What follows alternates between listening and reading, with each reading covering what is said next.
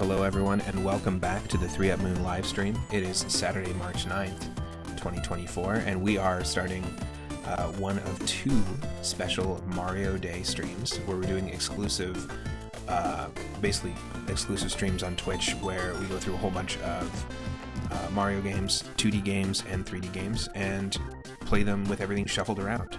If you are new to the channel, this is something I do a lot on the channel, and we've done this before to celebrate both Mario Day and other milestones and occasions. So if you're watching on YouTube, you can check out all the different playlists of Super Mario 64 Randomizer, which is what we're kicking off the stream with today. But we're going to be also playing the first 3 NES Mario games with levels and enemies and question blocks shuffled around. We're going to be playing Super Mario Land 2 on the original Game Boy. Same thing with levels and exits all mixed. And then with Super Mario 64, it actually shuffles the star locations, the red coin locations, where the bosses are. It'll shuffle what painting takes you into what level. So there's all sorts of cool, fun little challenges that we'll do. I also have some fun mods of Super Mario World and Yoshi's Island, which kind of create a more chaotic version. They're called Chaos Edition and Yoshi's Highland.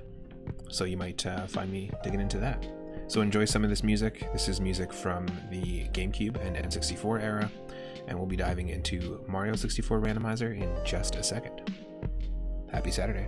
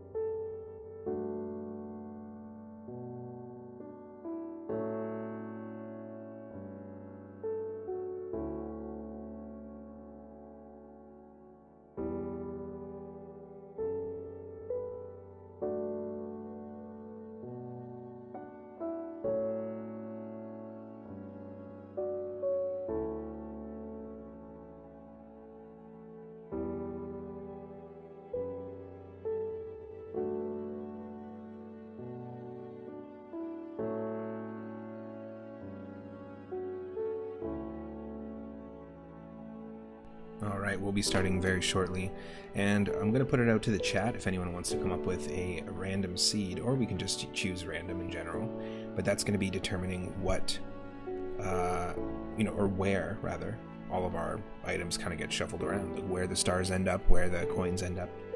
And for context, we've beat Bowser about 2 or 3 times, I think 3 times, on Discord and on Twitch with the Super Mario 64 randomizer, but you can also get to Bowser pretty quickly depending on the seed. But we've never like fully completed it. I don't track, completing all the stars. However, the furthest I've gotten in any run in Super Mario 64 randomizer, off or on stream, is 42 stars. So that's our personal best. We've never gotten more than that. And I've been playing this and streaming this for, I'd say, about almost 2 years now.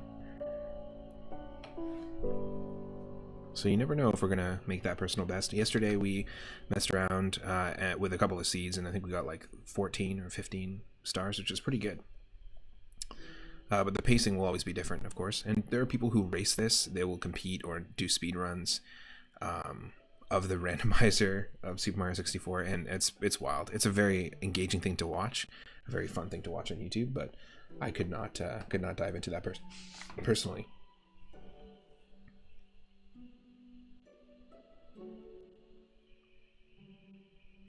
But yesterday we also beat a run of Super Mario Bros. 3 Randomizer, which incidentally ended up being our 50th completed Super Mario 3 Randomizer run, where we beat Bowser.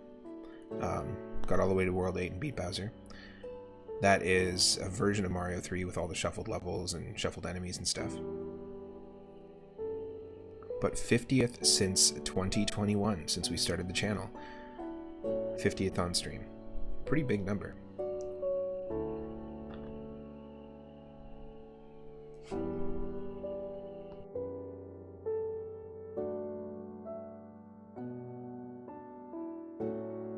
I also want to thank Chiba Shibe for the shout out recently, as well as Momo, of course, and Danny Prime 33.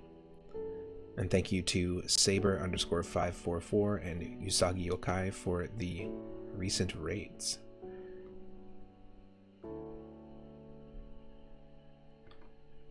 If anyone does want to join our Discord, which is where I also, if I'm not streaming here on Twitch in the evenings, then I am also streaming on Discord, or either streaming on Discord.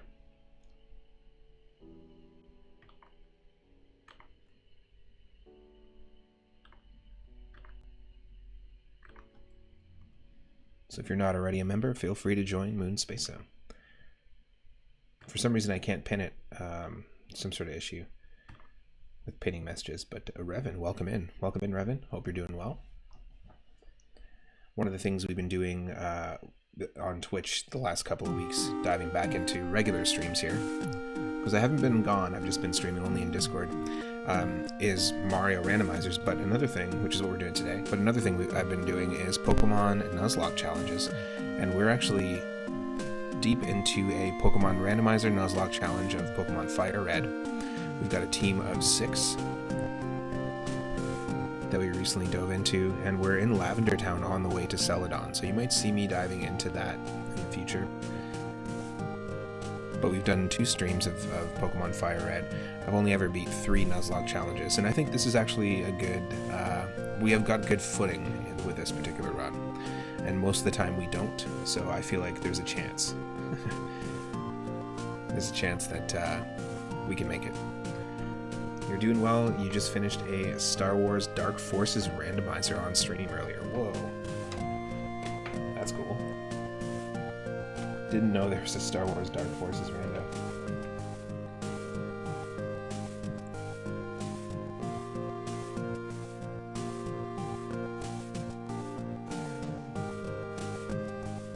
Very cool.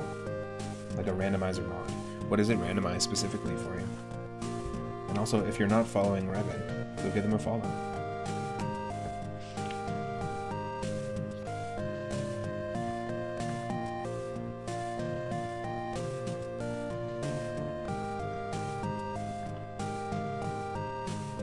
Nice, it's the day of the randomizers. Today we're just doing some practice runs of different Mario randomizers, prepping for tomorrow, because it is Mario Day tomorrow. So we're going to be playing a whole bunch of them, and we're starting off with Mario 64.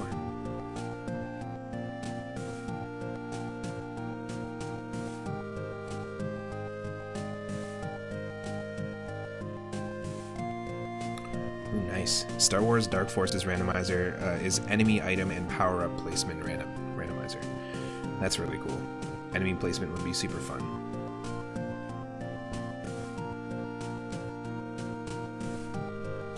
Welcome in. Directional Joy, hello, hello.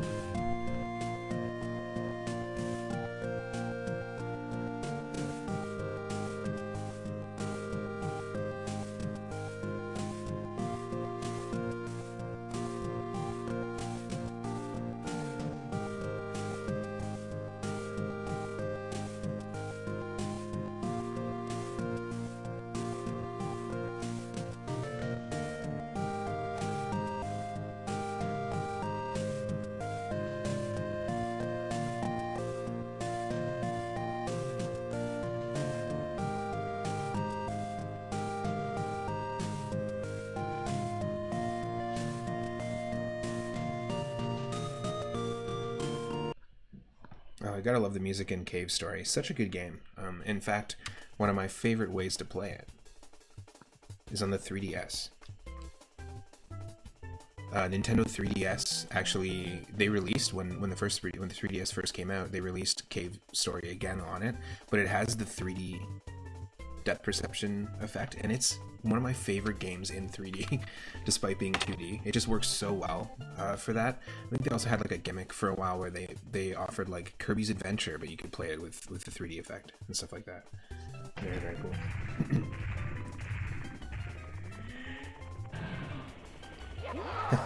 Love these early low poly 3D models. That's why we have that channel, Low Poly Comet, in our Discord, just to show appreciation to the early years of 3D. Early years of CG. Oh, thank you again, Directional Joy. I shouted you out yesterday because I just wanted to say thanks again for helping support the channel by buying some music, some Bandcamp music, and purchasing some of my albums. Really, really appreciate it. What are other good ways to support? Just showing up to the streams is great. We have a Ko-fi page as well. With Bandcamp, they take a percentage. With Twitch, they take a percentage. But with Ko-fi, they don't take any percentage of the donations. So I have that set up in case anyone wants to buy a coffee. And I did have a goal. Current goal, actually, is still to upgrade our streaming setup. But it's the goal that you see there is different. The things have changed. I haven't fully updated it yet, but the goal with all the Ko-fi funds is really to put that towards updating my setup so that we can play different types of games. For example, one of the games I wanted to play, a few different games actually, that are card-based roguelikes, was Slay the Spire, which I've always wanted to play, and lots of people have actually talked about it. Put the link there. It's KOFI. That's the website. But it's basically kind of like Patreon. We did have a Patreon for a while, but this is to me, this is a better platform, and they also have all sorts of different ways that you can set it up. I think it's pretty cool. But yeah, no pressure. That's just an avenue we have. The link is at the bottom of the layout as well, usually. And all of that goes towards upgrading a setup. So I want to play some more roguelike card games. There's another one called Balatro, which is sort of like a poker-based roguelike deck builder. And there's a few really cool deck builders out there. And some 3D ones as well that have like these sort of virtual play fields, almost like Yu-Gi-Oh! Funny enough, how you'd expect it. A Duel Monsters match to go. And a lot of these things aren't compatible with my current computer, so I do have to look into a different setup, and maybe even that'll open up some doors of interactivity to be able to like create some more animated commands people can run or things like that. I'm really stoked for that. Ooh, Revan, yes, that's right. You're working on a Pokemon Alpha Sapphire ROM hack. I remember that. So it's finished, completely finished. Feel free to share it in the Discord. We've got Game Dev Lab, which is a channel all about game development and ROM hacks and ROMs and stuff. and just like mods for games and ideas for levels in games and things like that. I know there's a handful of people in the Discord that would like to check it out. I saw a mod where somebody somebody was modding Digimon into Pokemon X and Y. I'm gonna have to track that down as well. It's pretty cool because I think they just took models from like the Digimon World games, and we're just trying to put them into X and Y. I'd play Digimon X and Y. Things like that are really fun. Alright, so this is the run we did yesterday. The best run we've done total ever is 42. But we'll get rid of these Marios here. And then I'll put it to the chat, like I was saying just before we started. Anyone in the chat, if you want to pick the seed that we're gonna rock, that's gonna determine, you know, where things randomize.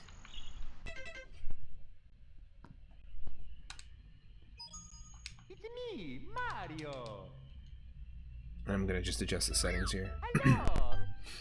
But you can pick a seed between 0 and 65,535. So any number. I'll go with the first one in the chat, and then let's just go through the settings here. I'm gonna go with default plus,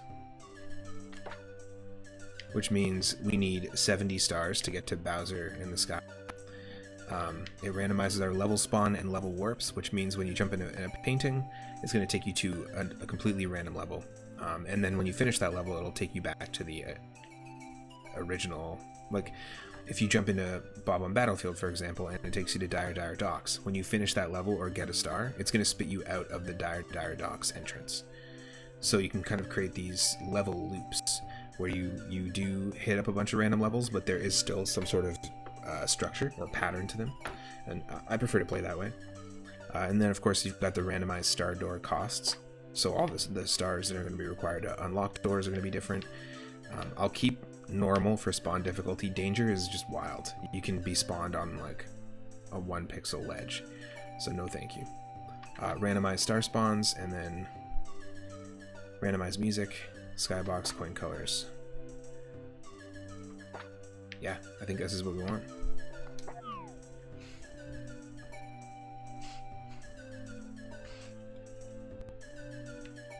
Alright. Okay, we're not picking the seed. We're just going to go with a random one. Let's just do that. It's 59,639. There's so many options. We've got lots of Mario games to check out. And also, at some point, either today or tomorrow, we're going to be attempting to play Super Mario Brothers Lost Levels. I've played a ton of Super Mario Brothers 1 and completed it, as well as I completed the second quest recently on stream. All sorts of different forms of that game. But I've never played and beat the Lost Levels. So we're going to try that as part of the Mario Day celebration. As you can see, we're looking spiffy. We look like a Commodore 64 character with the color palette here.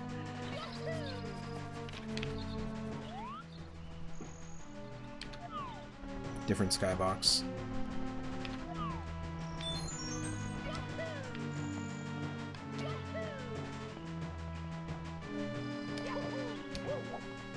Just got back from going out for breakfast with my partner, which is really nice. Got some chicken and waffles. Chicky waffles. Whoop. Yeah, I'm definitely interested in checking out that Alpha Sapphire. Heck, for sure. Whoop. Whoop. It was Bowser who stole the stars. I saw him with my own eyes.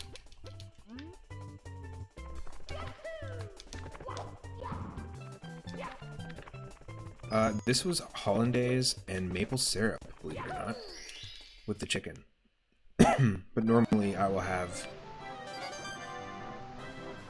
Interesting. Normally I will like to go with like berries and whipped cream or something like that for go-to waffle topping. Holy crap. Alright, well, at least we're not missing any of those coins. Okay, so in this whole seed, these teal or turquoise coins are just our regular coins. Our red coins are these ones. So that's going to be the color for our red coins in every single level.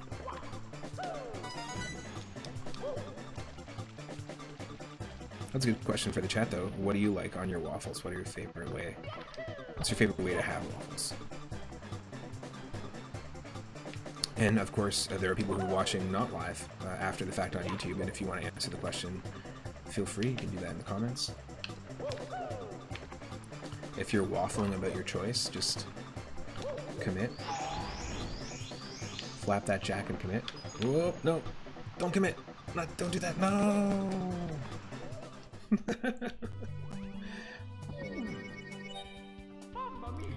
You love a small dab of whipped cream and some strawberries? Nice. Yeah. Not strawberry syrup, but just like fresh strawberries. I got you. So, weirdly, that kicked us out into Hazy Maze Cave, which means we can go down this portal here, or we can just continue. This is some of my favorite music in the game.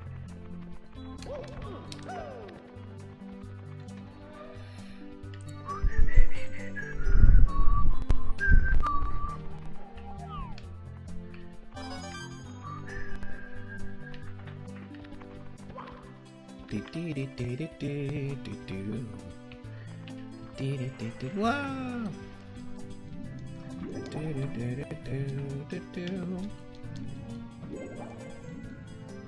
Just the drums in this are so good separately, but every piece makes it a chef-kiss arrangement, in my opinion. Ooh, chocolate waffles would be good too. Chocolate waffles with cream cheese icing. Where the batter is chocolate. We did it. We swam with the beast in the cavern and we got ourselves a star. It's a 39 star door. Oh my god. We have no choice.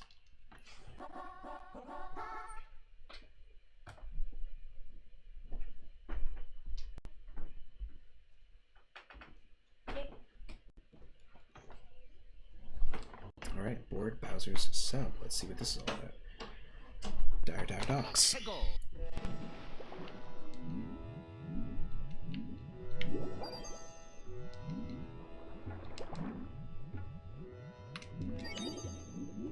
This is also a great piece of music as well.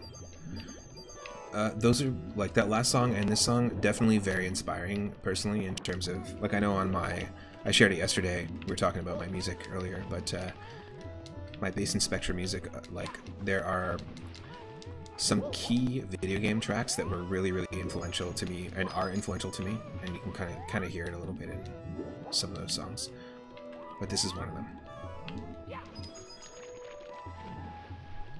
Whoa, what?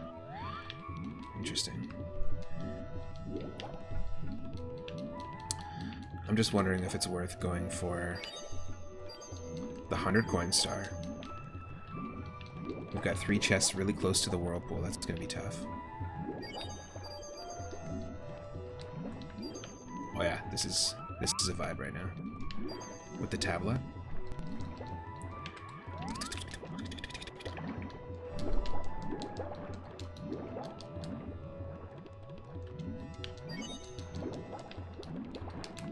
No. I love that there's Cheep Cheep, and then there's also like actual tropical fish from like a Windows 98 screensaver. Okay, so just take a second.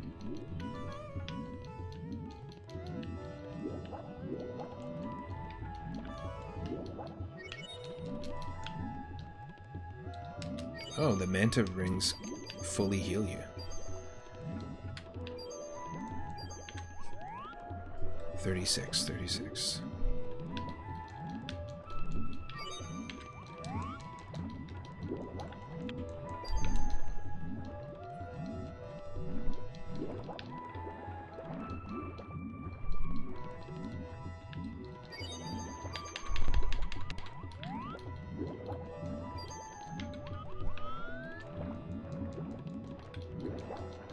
We can do this.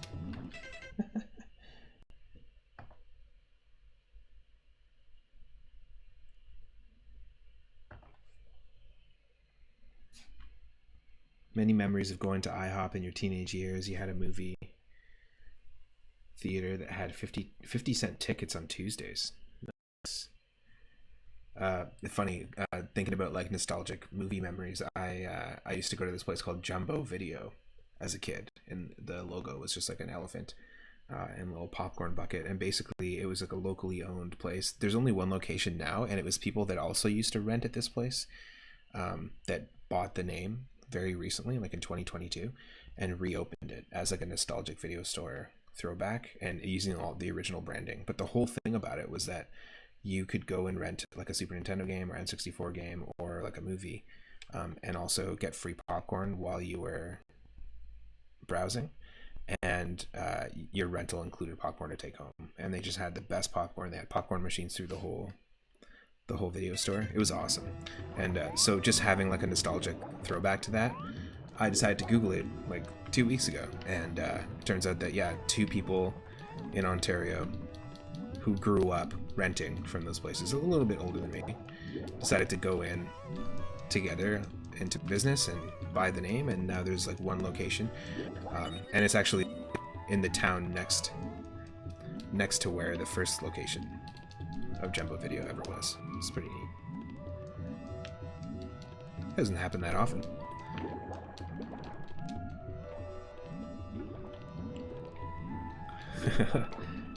Amazing. He'd hang silent during the film and then talk constantly once he hit the food. Nice. Sounds like a good idea for a podcast. Watch a movie in silence and then chat about it while eating food. A little chat and snack action. Alright, so we could take these easy stars. We could be easy star all-stars. But if I do a little more digging, do you think we can get ourselves 100 coins? We're already halfway there.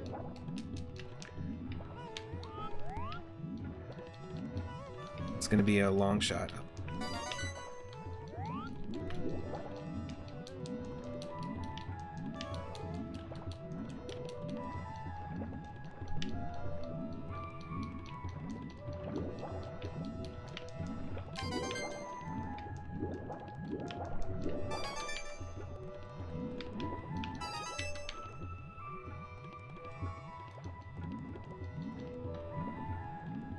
Off of breakfast and on to film, since we're talking about theaters. Well, yeah, and movie rental places as well, right? So a lot of my video rental stores I used to go to, I used to specifically like go to rent video games there. I used to bike to Blockbuster across town and to rent Game Boy Color games randomly, and N64 games and PS1 games. But I discovered a lot of Game Boy Color games. In fact, I grew up with Super Mario Land 2, which we're going to play at some point this weekend. And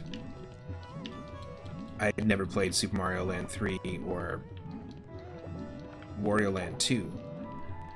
And then one day when I was heading to Blockbuster, I rented The Simpsons Treehouse of Horror on Game Boy Color, because I was like, yeah, of course I want this. Like, big fan of The Simpsons, big fan of Halloween, and the Treehouse of Horror specials. And then I also rented Wario Land 3. I was like, I don't even know what this is. I knew who Wario was from like the Mario Party games and stuff, but I was like, okay. And from Mario Land 2. But what I didn't... This is excellent music for the Koopa Show, by the way. But I didn't know about that game. So what I did is I essentially took them home, both those games, played the Treehouse of Horror game, immediately was like, wow, this sucks. This is just awful. The controls are awful. Switched to Wario Land 3, and then biked back. Like, I played for like 2 hours. Then I biked back to Blockbuster, and I bought it. Because you could, our local Blockbuster, you could buy the games outright, because they would only have like a couple copies of each, and they would order more. It was pretty cool. And so that was my discovery of Wario Land 3. And then I went back and went, okay, obviously there's 2 more, and then that's when I learned about the other ones. I still think Wario Land 3 is great because it has an excellent soundtrack. There's a lot of replayability in the levels, and there is a randomizer for it. But I still think Wario Land 2 might be my favorite because it actually has a lot more like undetected secrets. There's a lot of reasons to explore Wario Land 2 as a game because there's a lot of really cool secrets that are very hidden. Whereas like with Wario Land 3, all the secrets are like there's a tell. There's something indicating that there's a secret. So it's just a bit of a different experience. What are we missing?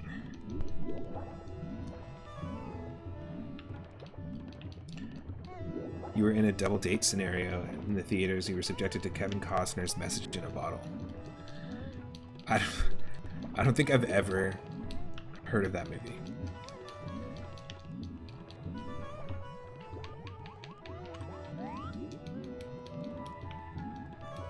I know the Police song. You fell asleep. Your date was unaware. She leaned in for a kiss to a dude drowsing. In another world. Amazing.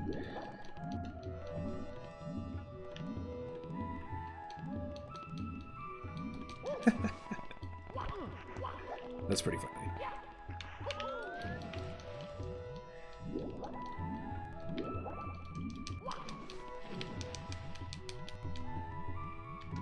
Oh, come on.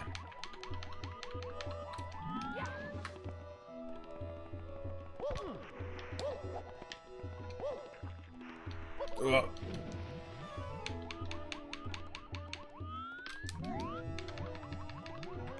Whoa.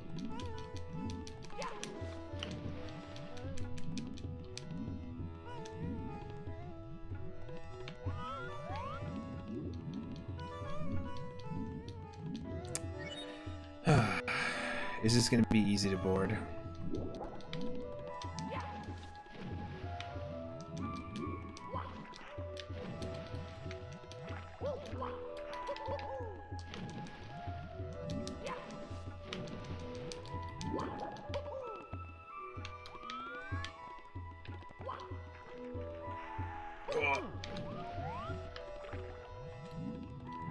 I just don't want to have to do it this way. This way sucks.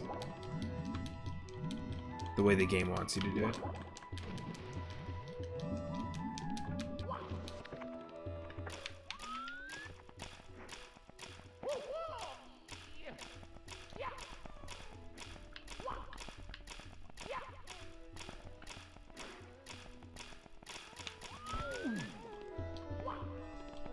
Yo, what print shop are you using, Bowser? I don't think you got the right DPI. The resolution's a bit off. Just saying.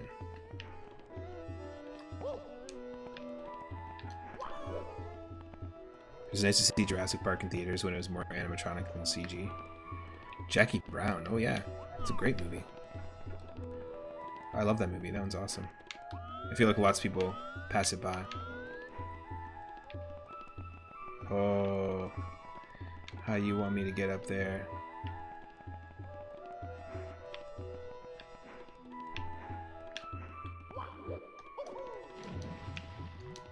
That's not fair.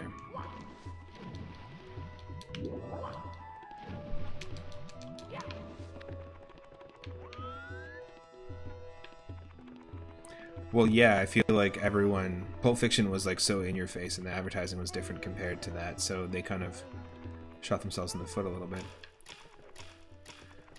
I'm just going to shoot myself in the foot a little bit. It shouldn't be that bad. Okay, I'm actually going to bail on the coin mission. There's 4 more in the other room. I'm just going to do this. I couldn't find the other red coin. Yes, we were 1 red coin away. So, like, you know, if I was racing this or speedrunning this, it would be really stupid for me to have left without just getting that last red coin. There was a button to activate blue coins, which would have been enough for our 100 coins, but it was just a little hard to get to, so I'm bailing. Well, this is an easy one. And good music, too. You think the Tarantino audience wasn't prepared for a way more chill film, yeah. It's a great movie. It's a really good movie. I like it because it does feel like the characters are a little more realistic and a little less exaggerated compared to like Pulp Fiction and Inglourious Bastards and Kill Bill. There's a big exaggeration with the characters in those, almost like in like an anime comic book style. But you don't really feel that with Jackie Brown, and I think that's why it works really well. You sort of feel that in Reservoir Dogs, where it's almost like he's making like a western with the characters in a way. He could have easily written Reservoir Dogs as like 5, you know, cowboys robbing a bank, as opposed to 5 criminals robbing like a jewelry store. Could have been the exact same story.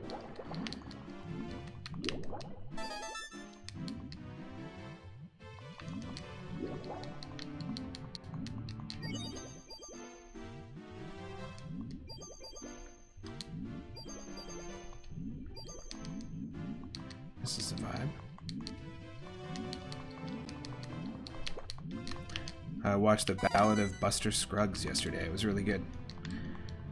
I've seen little bits and pieces of it, but not the whole thing, and it was very impressive. Really good cast, really well done, and kind of just like a nice little Coen Brothers lens into like how insane the Wild West was. Because it really it does highlight that in like an artful way, a very beautiful way, but also in like a comedic way that isn't like a Looney Tunes film, or like even like Raising Arizona, which is kind of their goofiest film. Like The Big Lebowski has a little bit of that goofiness to it as well, silliness. But yeah, The Ballad of Buster Scruggs is a fantastic, like in terms of visuals, fantastic film. Tom Waits is the old gold prospector, like really, really good casting.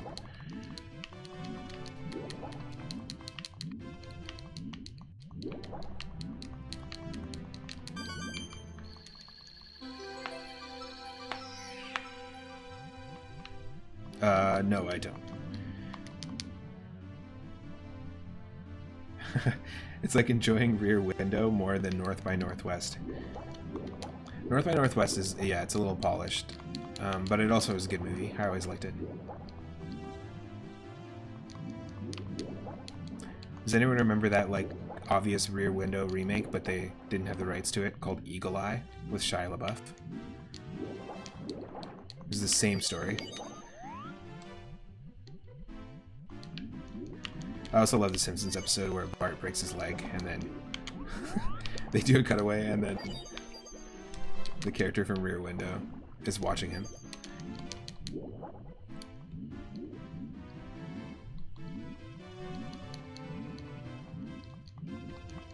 I think if we're talking Hitchcock, The Birds might be my least favorite film by him.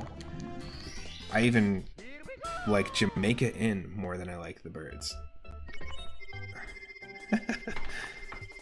Like as a film, Jamaica Inn is more interesting, and that's from like hell 1930 something. It's his first film.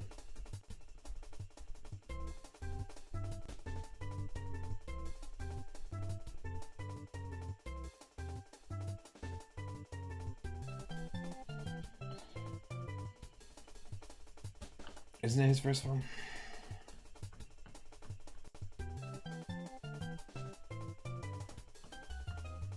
His first Hollywood film, maybe? Let's see here. I'm very curious. No, sorry, he did work on silent films, so he did a bunch of silent films. His first shot at directing is an unfinished and lost film from 1922 called Number 13. But he did a bunch of them. Some of them are partially lost, some of them still exist, from like 1925 to 29.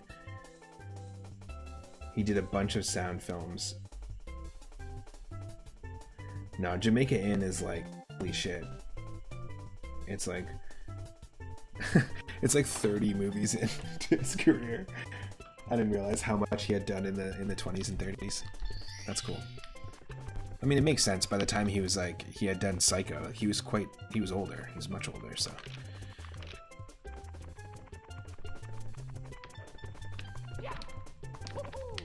Alright, let's do it. Why does the camera suck?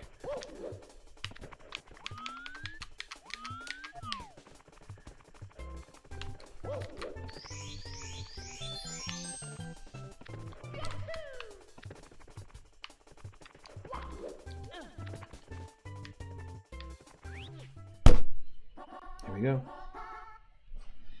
Tall, tall mountain. Sorry for hitting the microphone there.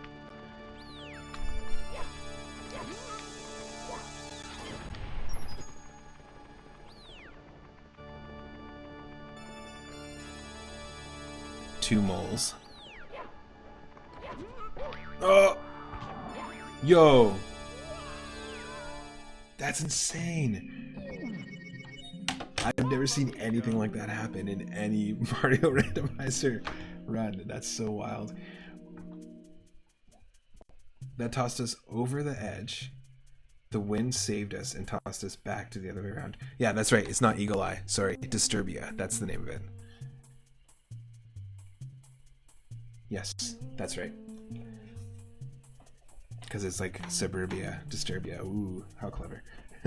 That was wild. I hadn't seen anything like that ever. That's pretty fun. Okay, one sec. I'll be right back. You're not tired. No, you're not tired. One sec.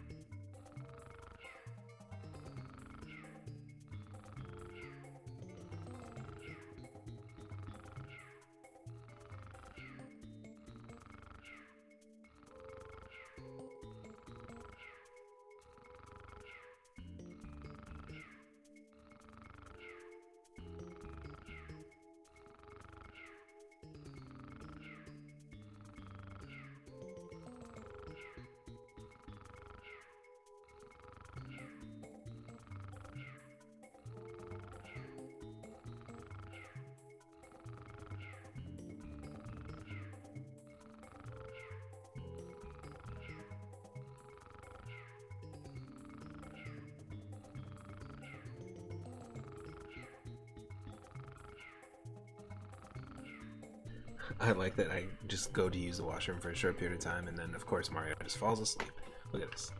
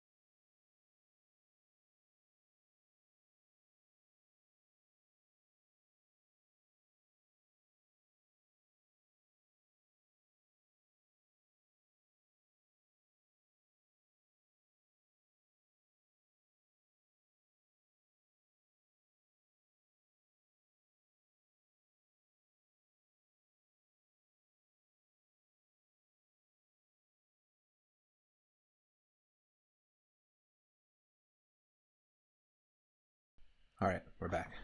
Got the snack, got it all. Itarama, welcome in. Itarama. How's it going?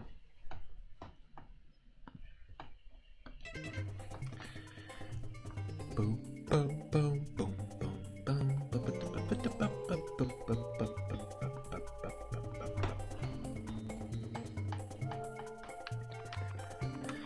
We started a brand new seed. Yes, we got teal Mario again. But this time, his overalls aren't teal. It's the other part of the outfit. And this is pretty much what we've done today. Just the 3 stars so far. Took a little bit of a break. Had a little bit of an extended intro. I hope everyone's having a good Saturday so far.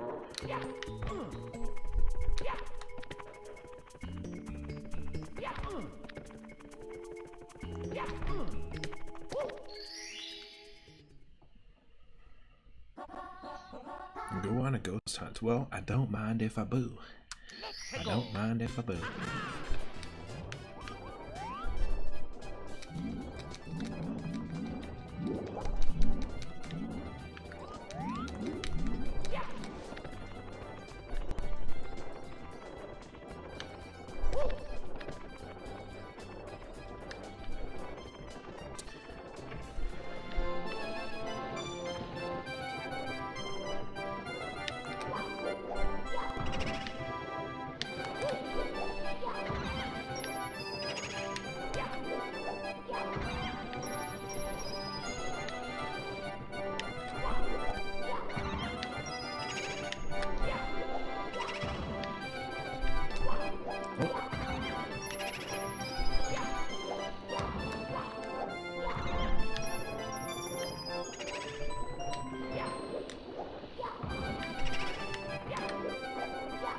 Oh, come on.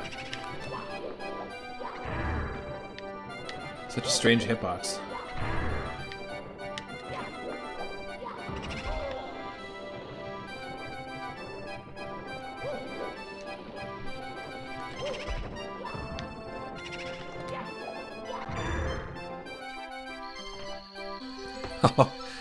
Oh, you stupid, stupid son of a star.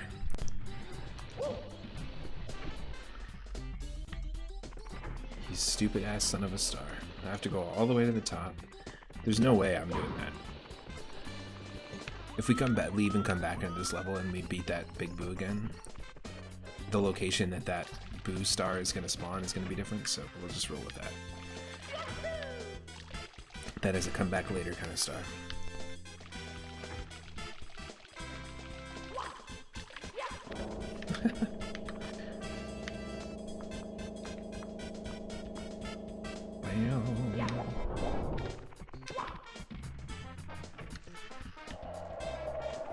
Hello there. I said hello there.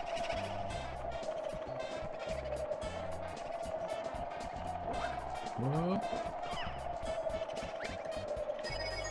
There we go.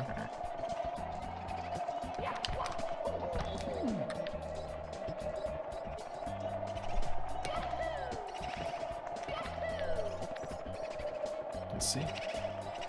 Let's see what we can do here.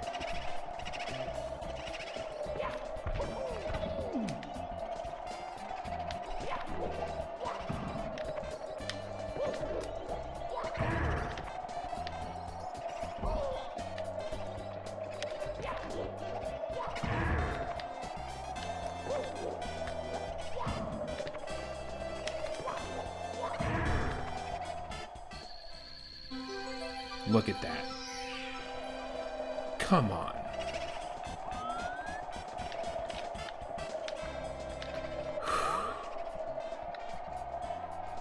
Look at that bullshit. So the 2 is always going to be up there, but that 5 and 3... Those are the 2 big boo stars just next to each other. That is like, what are the chances of that? Come on. Oh, I love that. I love it and hate it.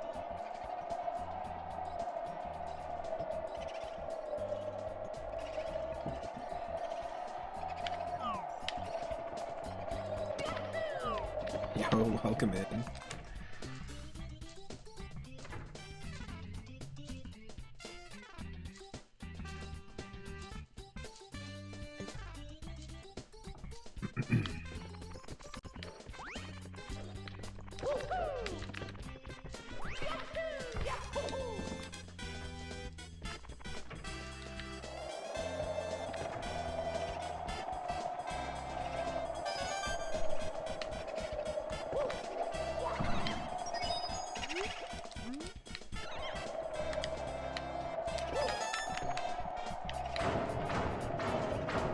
As little as I care about TwitchCon, it's actually not a bad animated emote.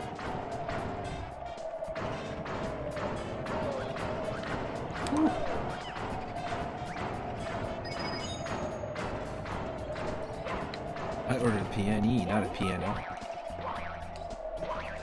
A piano.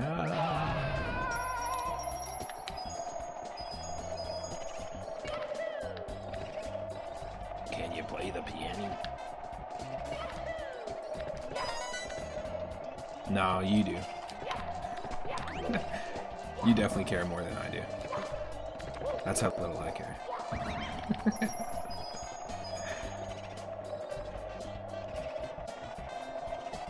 I like how they just let you know it's a con from the very beginning. I think that's pretty, at least forward thinking to them, you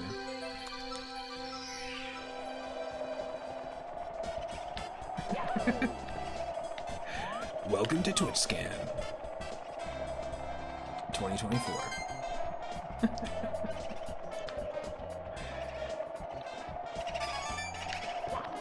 All of a sudden I'm not live. What happened?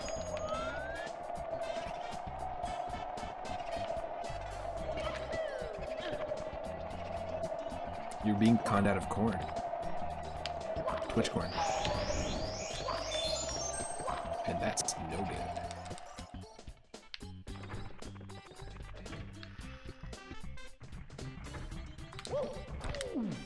nice table.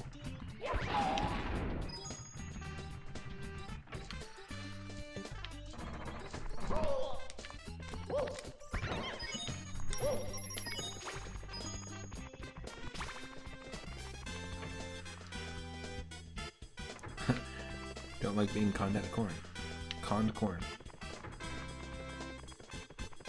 Keep the change. That's one of my favorite skits from Mr. Show.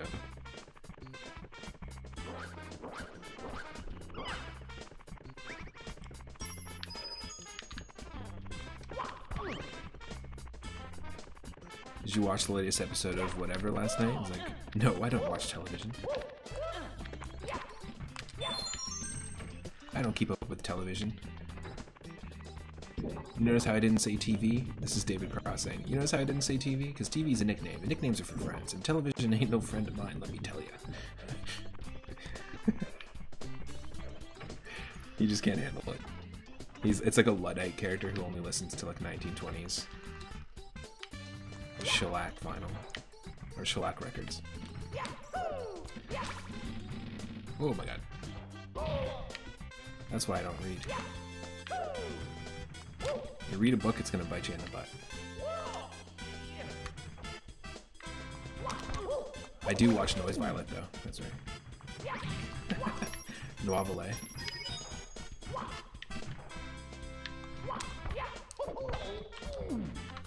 Damn, the camera sucks.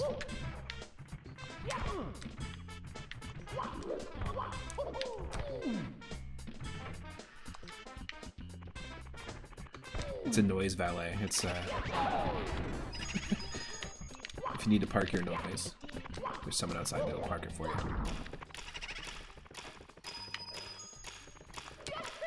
Oh. There we go. That's all I was talking about. So at least we got the 100 coin star. Let's see how many of our red stars we have left. Yeah, exactly. Merzbau's valet service. Can I park your electric bone violin, please?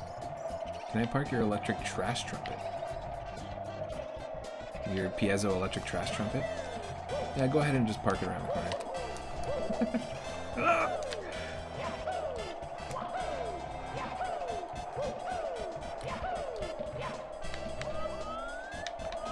It's on this side.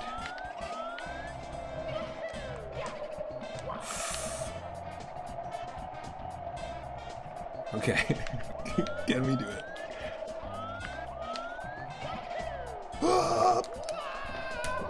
Damn it.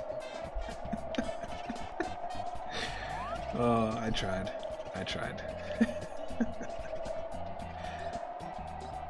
That was good. Oh, we have just the spot for your modular chainsaw synthesizer. Chainsaw.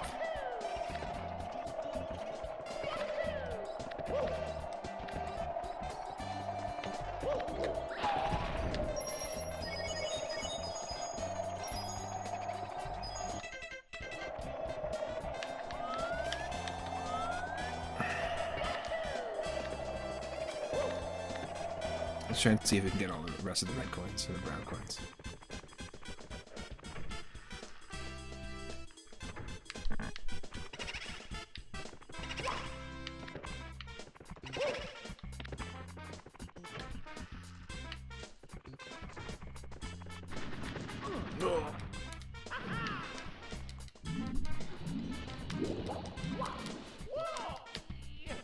That's annoying.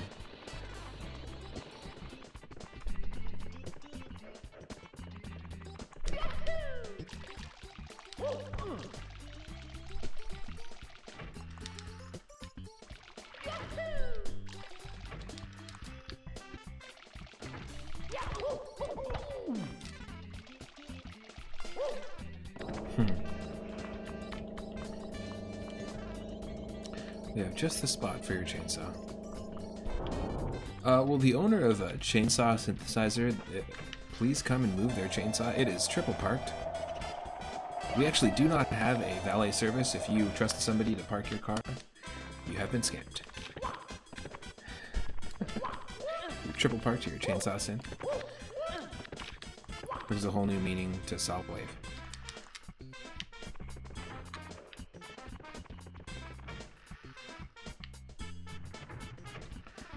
Come on. There's gotta be one kick in. There we go.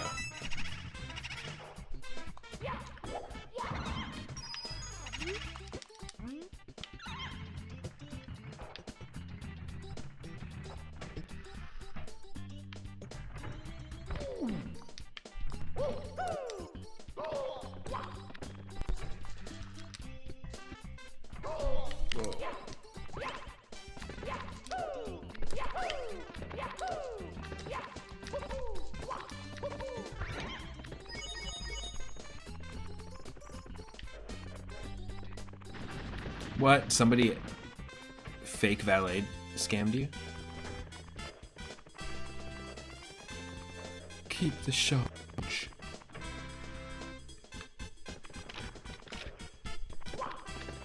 What concert was it? You parked somewhere and asked where you'd pay for parking. You recall the interaction going like this. Oh yeah, just pay me and it'll be fine.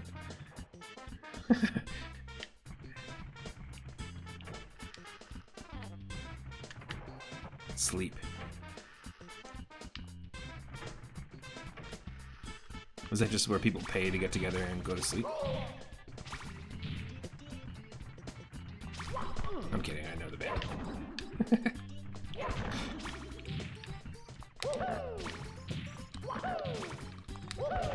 Smart to name yourself after something that everybody needs. It's like naming your band Sustenance or Oxygen or Food.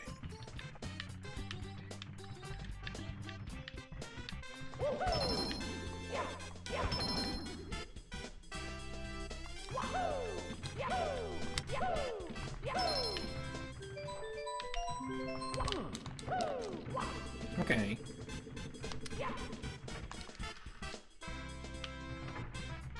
Nothing. What a waste. Where could those red coins be? Hopefully no one actually has a band called Join the Discord. That's funny. Like, follow, and subscribe. Eat, pray, love. I especially like the part when they eat.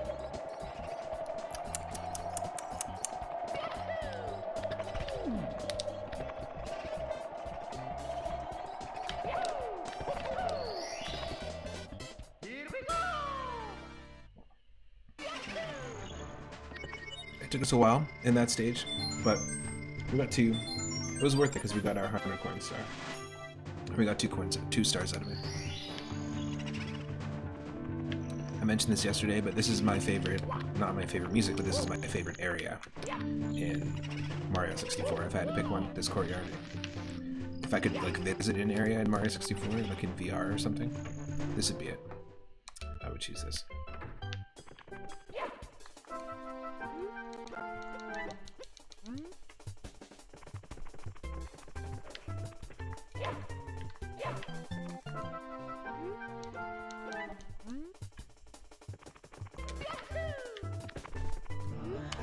So I thought.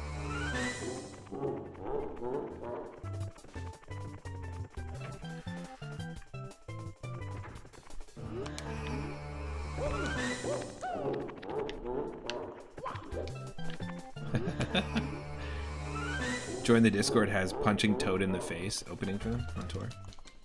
Nice. Punching Tor in the face. Toad's Tor Pike.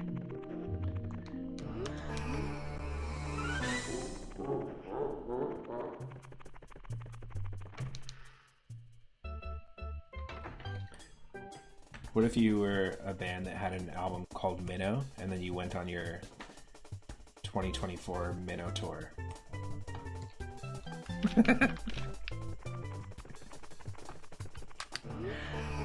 Thanks for joining us on our 2024 Minnow tour. And you all dress up as Minotaurs, but that has nothing to do with your music or your album called Minnow. I'm into it. Guar would do a Minotaur tour. alien minotaur.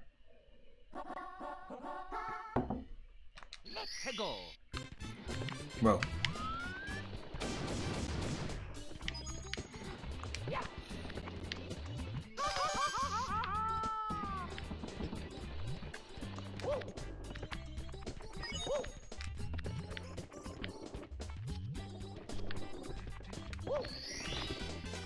Here we go. Oh, the star stayed there in the animation. Weird.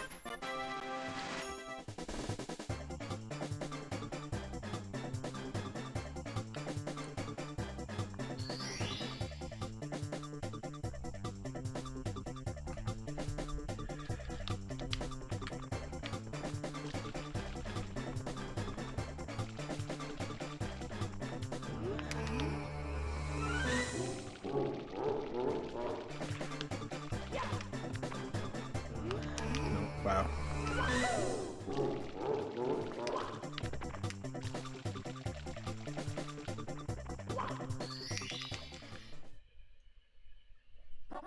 Let's go.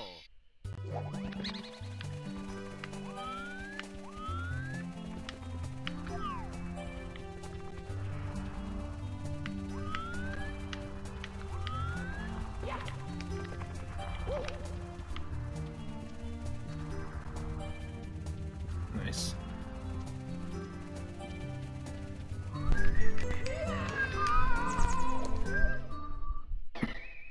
Tried to follow the star. Didn't work. Mamma mia.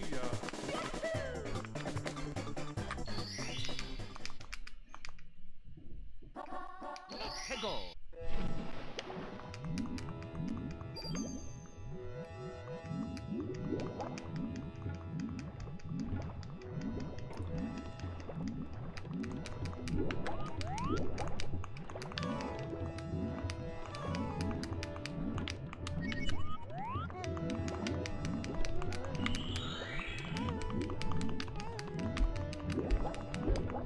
What?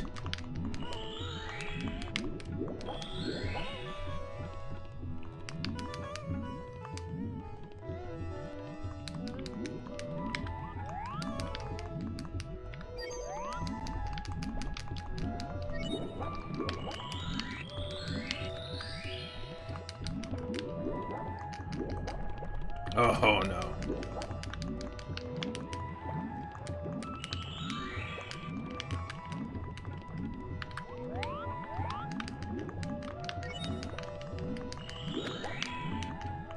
What?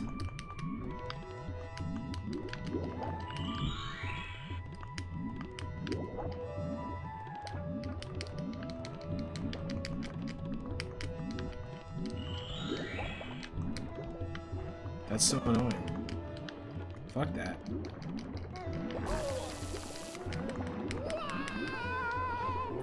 Get flushed. Mamma mia.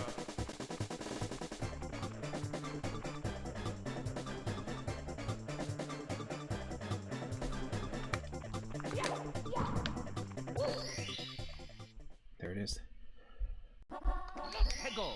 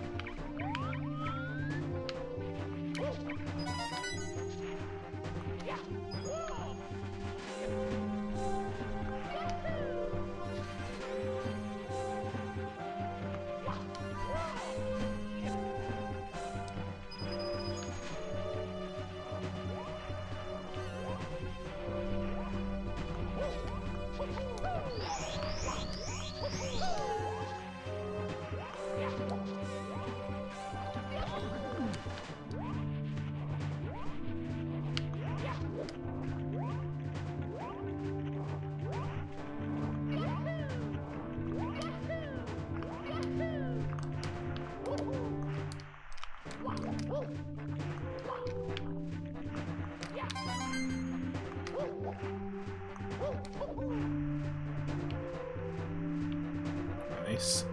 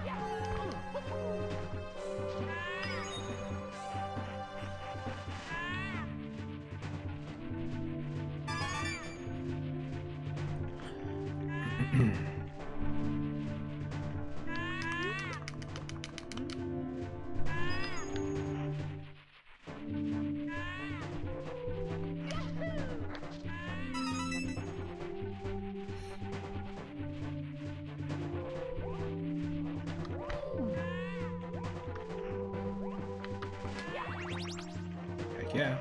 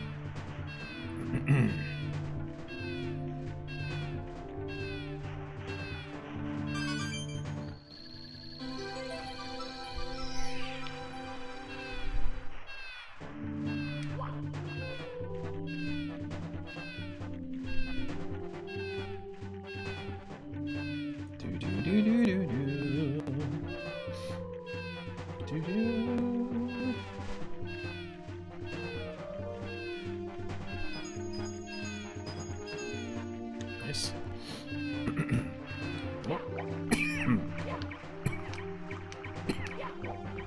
Nice.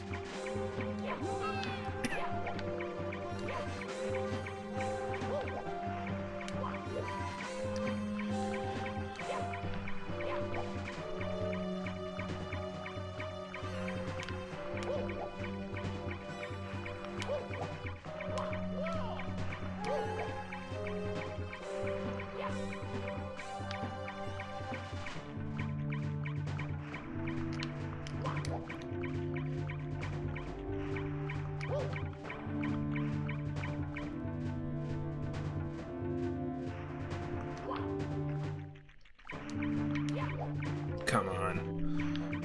There we go.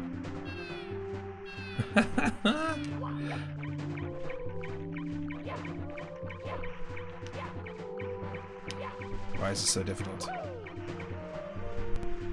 Okay, bye.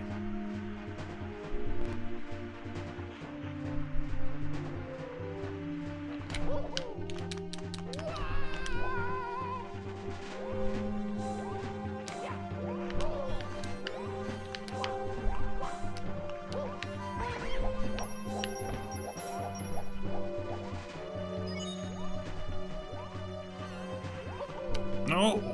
What the hell?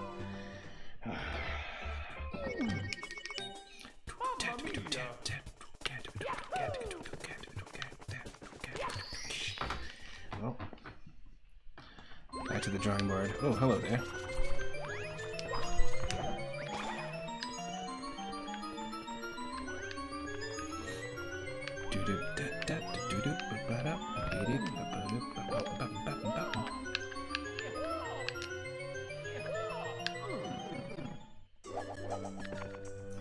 The music.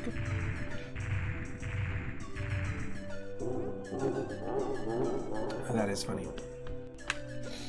Oh, my apologies for the coffee. My apologies.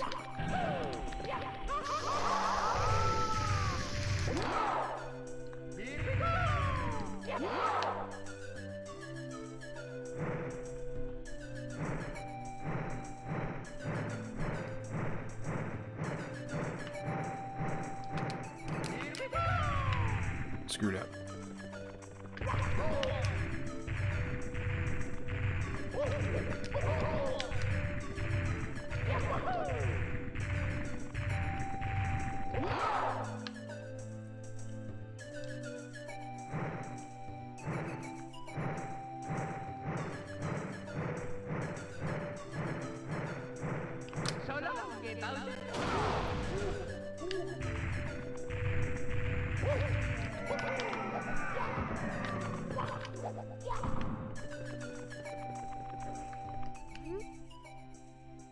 There it is.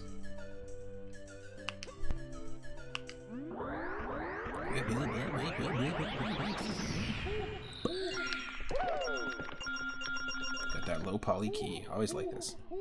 I always like the key design on this. It's very Zelda. Nice.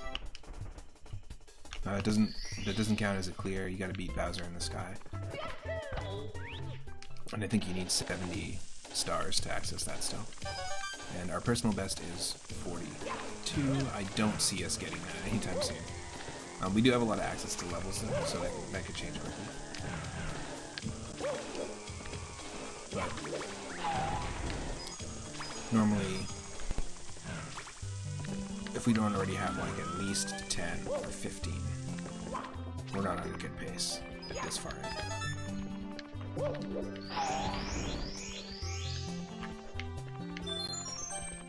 Scootin' that doo-doo.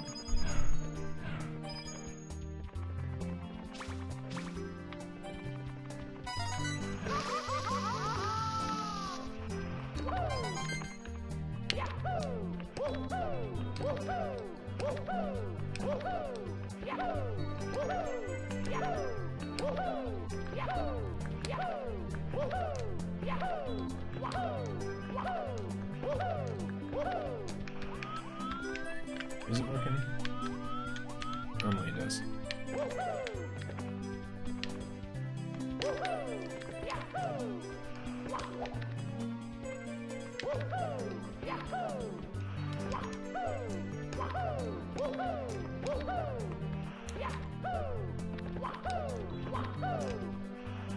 Damn, that sucked.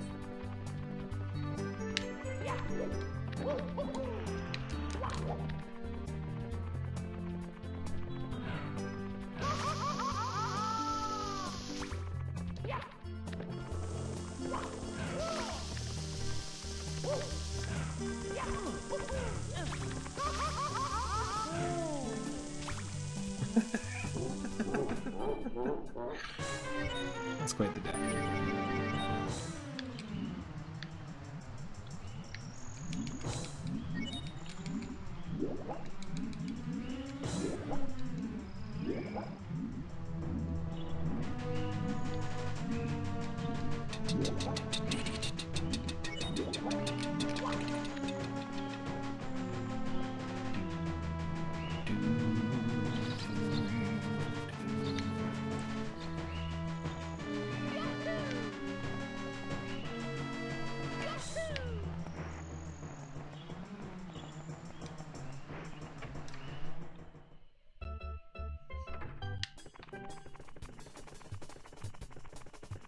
Alright, let's just start from the very beginning, loop, and see what we can do here.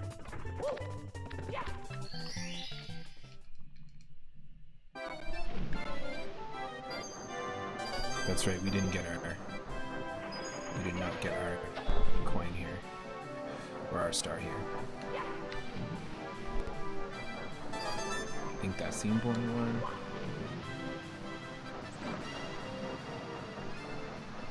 Yeah, I don't think there is. There's this one here. Perfect. So we got the 2 over there we needed to get.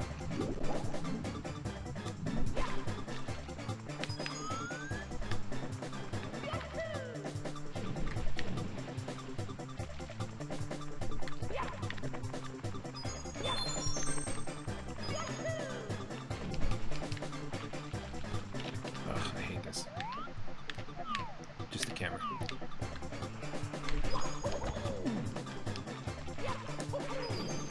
No.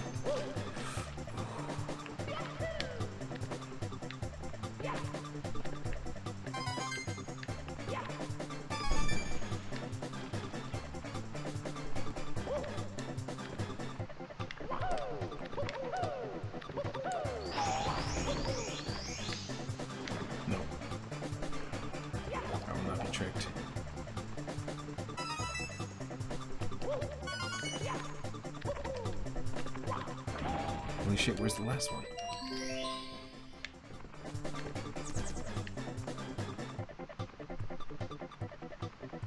We know it's not to the right. Oh, you know what? I see it. We didn't go up here yet.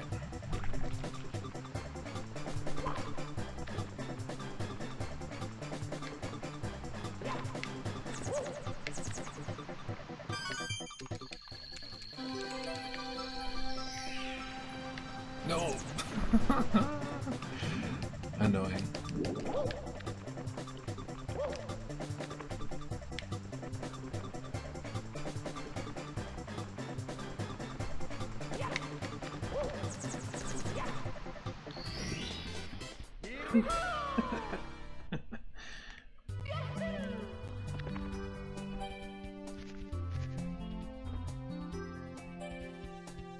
But at least we unlocked the metal box as well. And once we cleared that area, it takes us back to Hazy Maze Cave. We haven't gone down this pit here, so let's see what happens. Hey, there we go. That opens up some more stuff. Rainbow Ride. An interesting one with the randomizer because it will start us in any random location, and Rainbow Ride is a pretty sprawling level. It kind of reminds me of like the Sandbird levels and some of the other obstacle course levels that we eventually are going to see in Sunshine.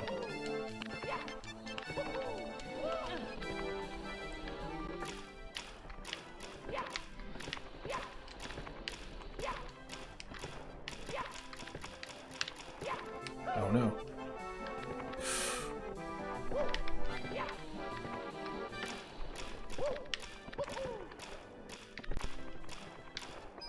Oh my god.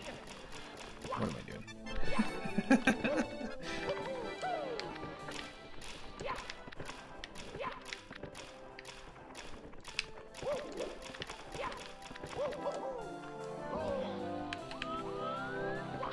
You gotta be fast.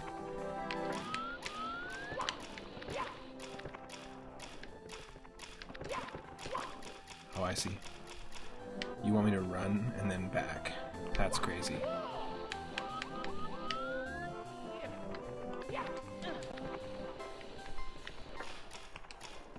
Oh, jeez.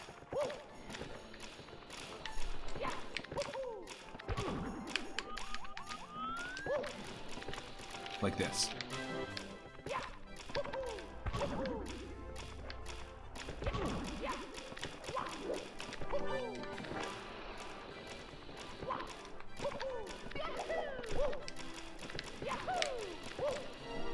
Wow.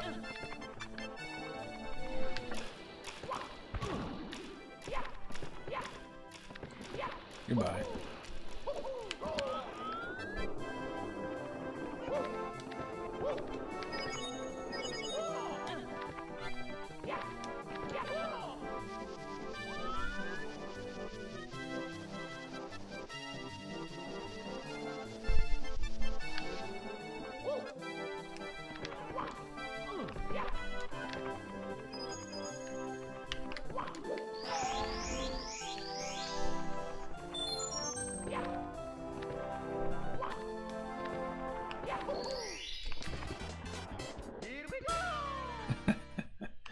Just take it. Take it and run. You just gotta do that sometimes. Tricky triangles, eh? Boom, boom, boom, boom, boom, boom. Yeah, boom, boom, boom, boom.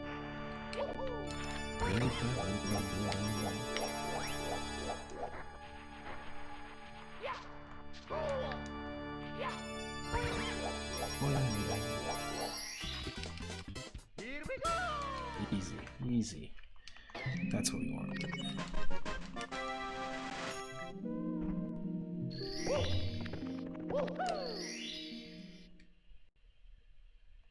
Let's go.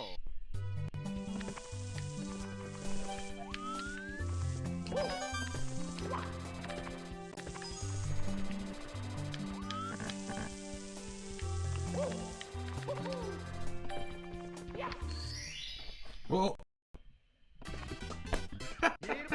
My heart just went right into my throat for a second. Imagine. Can you imagine if we fell? And then, because it doesn't trigger the animation until your feet touch the ground. But if we fell and there was nothing to land on, that would have been funny. I mean, it would have sucked. But it would have been funny.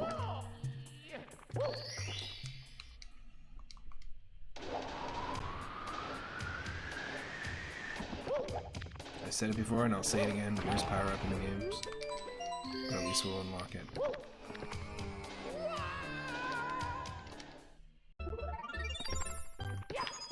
I just don't like that you have to, you're kind of forced into doing it.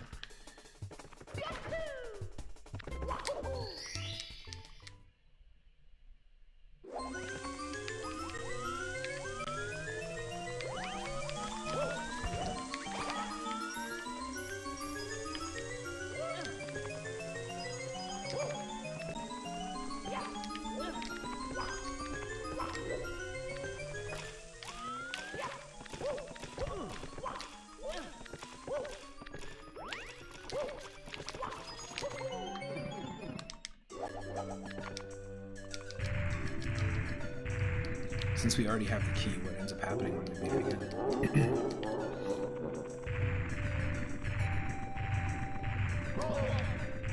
Oh, come on.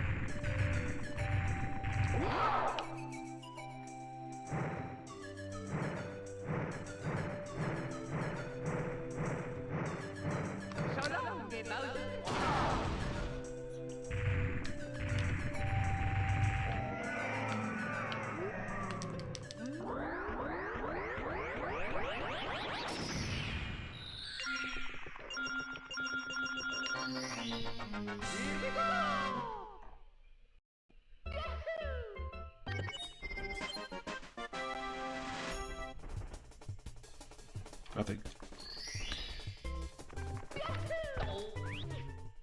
Nothing happens.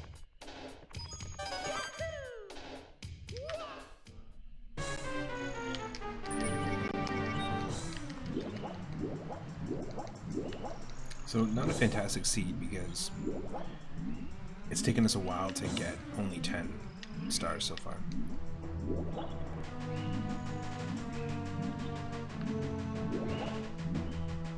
But I think we're going to switch the games up because that's the whole point. It just gets practice runs in so that tomorrow we can do a succession of games.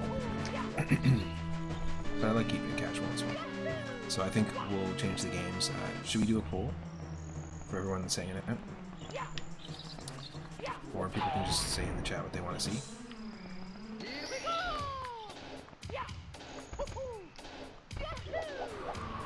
We've got Super Mario Land 2 on Game Boy, excuse me. Wow. Super Mario Land 2 on Game Boy. Mario 1, 2, and 3. Mario World. Yoshi's Island.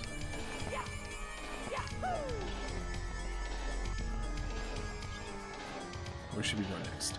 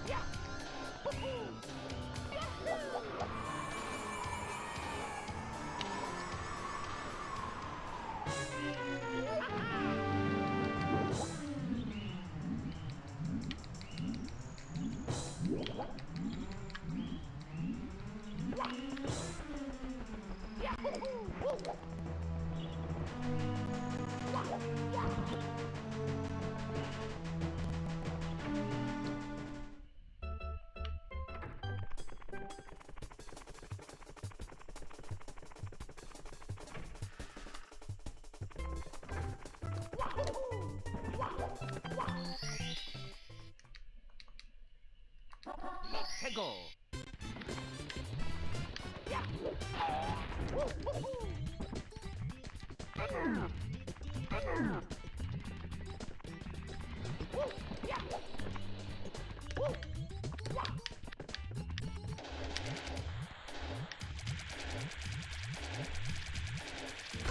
Oh.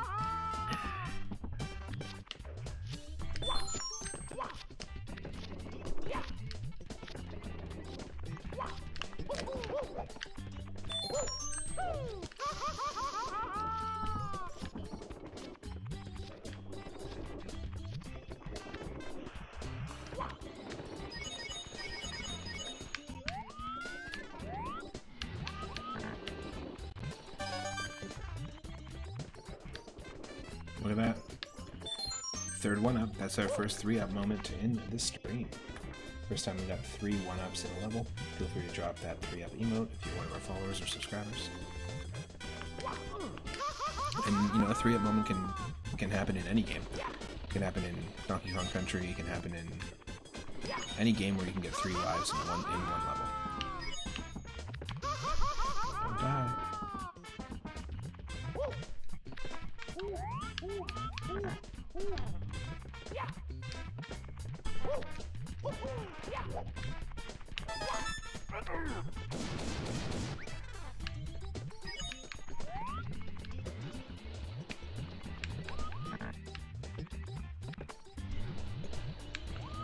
This might not be the right call.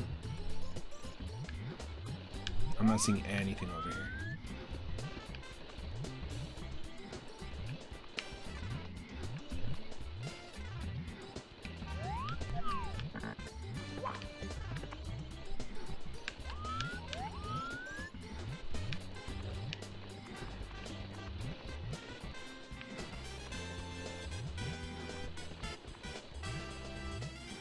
We're going back.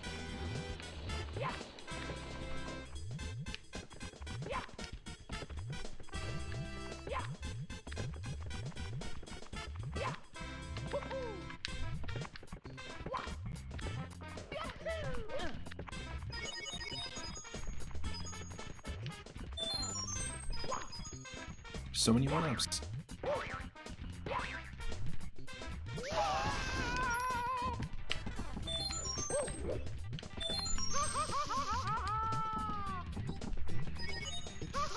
Shit.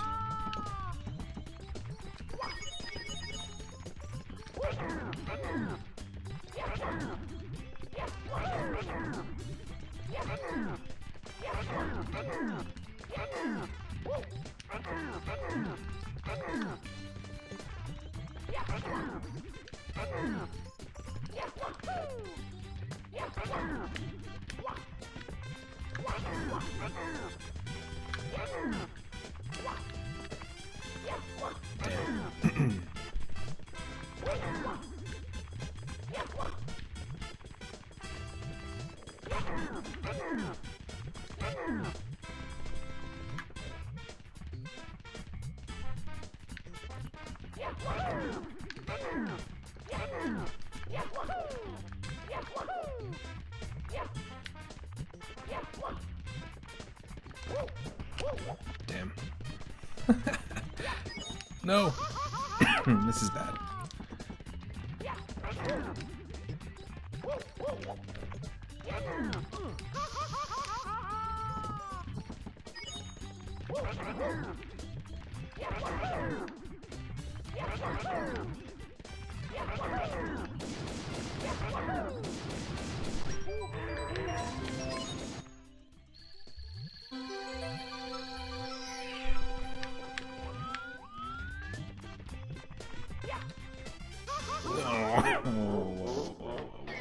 We did all that. We did all that. For nothing. We did all that.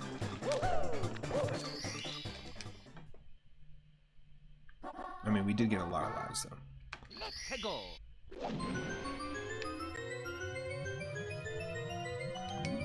That's one way to start.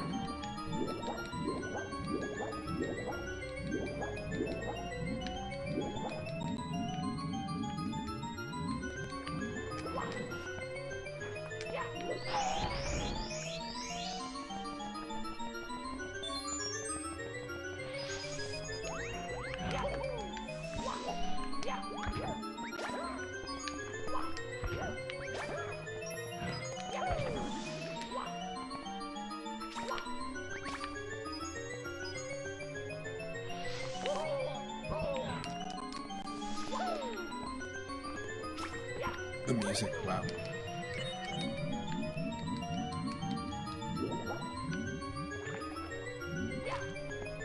It's not creating anxiety at all.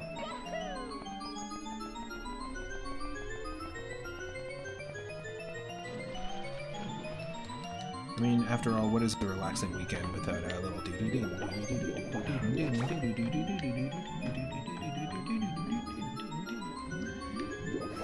This music just doesn't take a breath. I love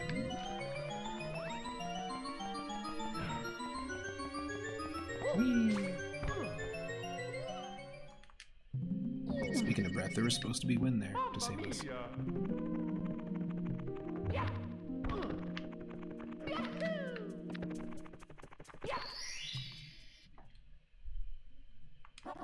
Let's go.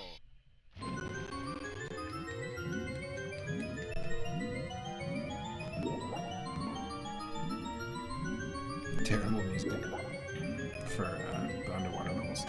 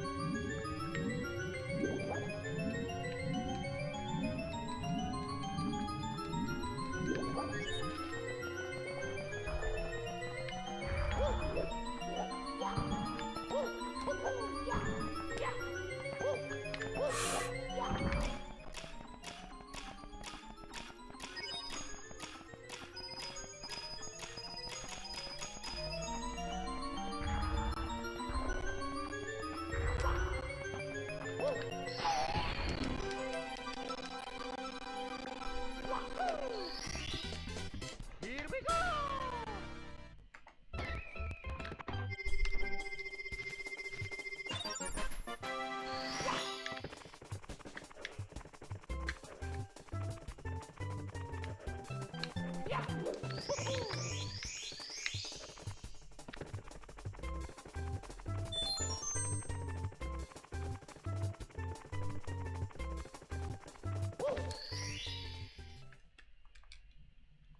There we go. Let's go. Finally, finding Bob on Battlefield.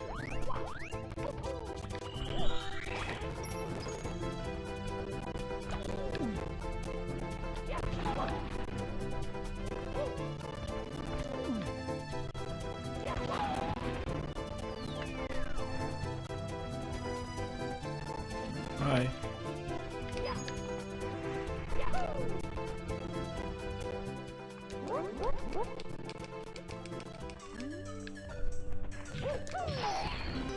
Oh shit, don't grab it. Because that's always going to be there.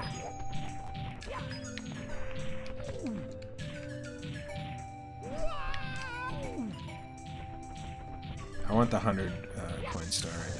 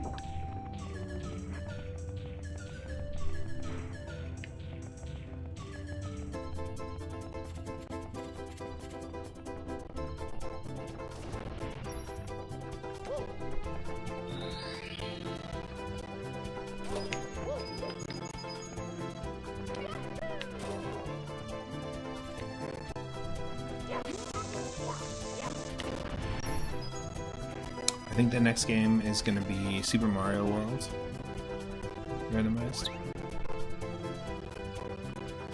Unless someone's feeling super retro, then we can go Mario 1 and Mario. Because we played Mario 3 to start off the stream yesterday. And really, it doesn't matter which one we do. So it's up to you.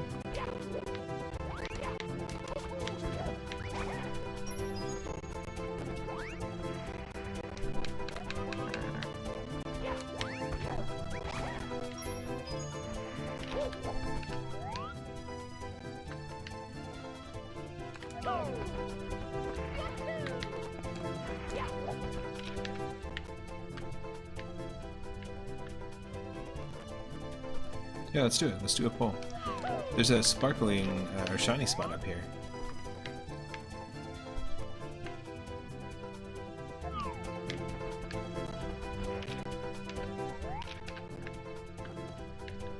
Can barely see it. Right there. Barely visible on the edge. So to get there, we're gonna probably have to unlock the cannon, but we can't unlock the cannon until we get the first star.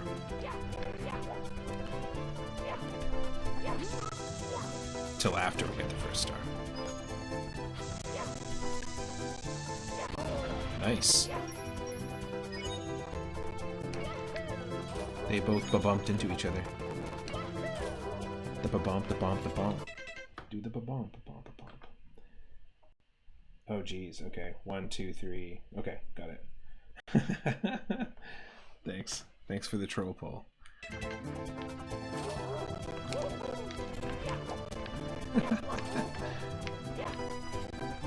So the first one will be Mario 1, second one's Mario 2. So we'll go Mario 1, 2, and 3. Super Mario World, and then Mario Land 2.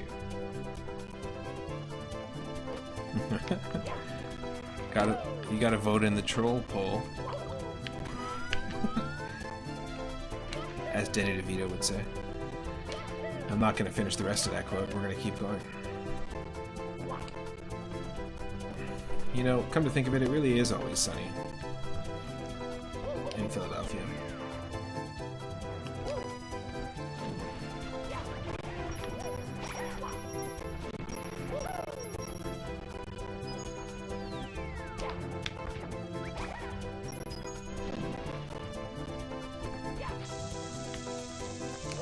What an upset in the balls.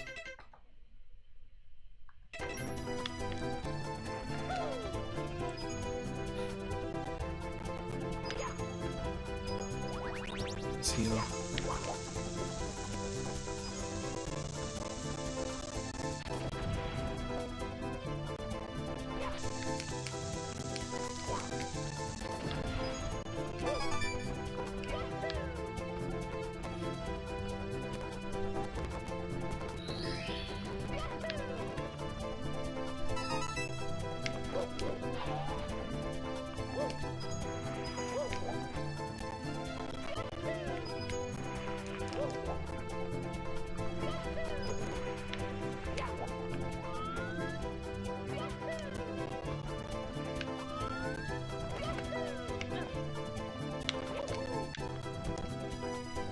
I think we can...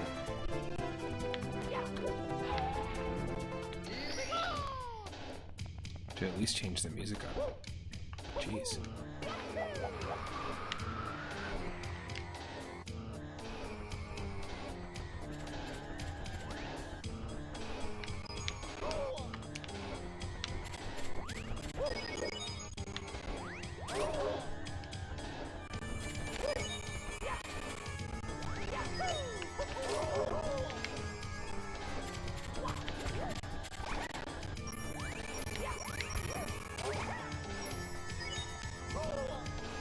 Oh shit.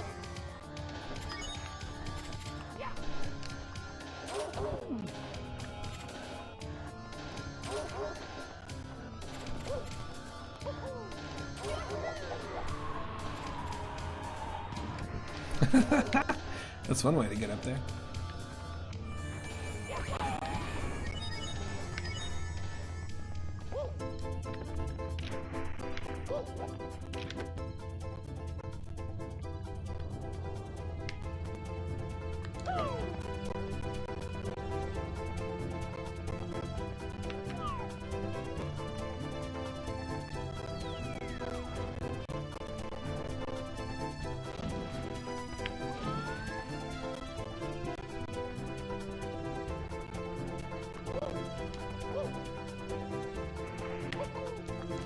Wonder how high up it is. Wow. Okay.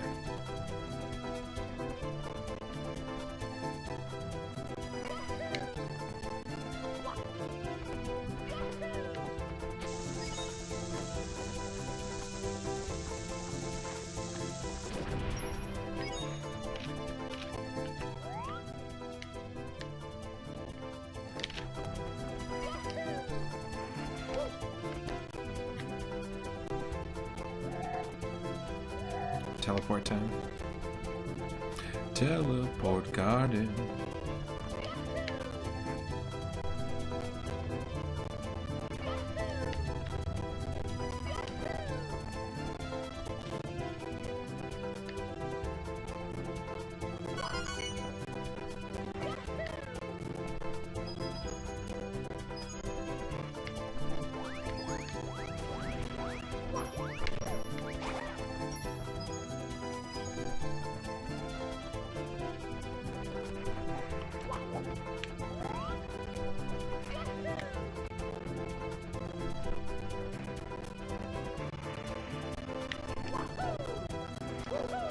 We can do it.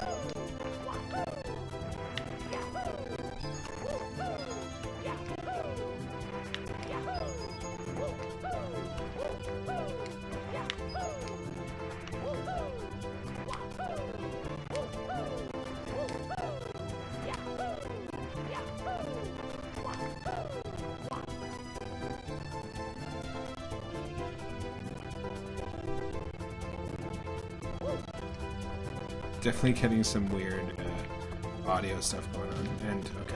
Bye-bye, Koopa.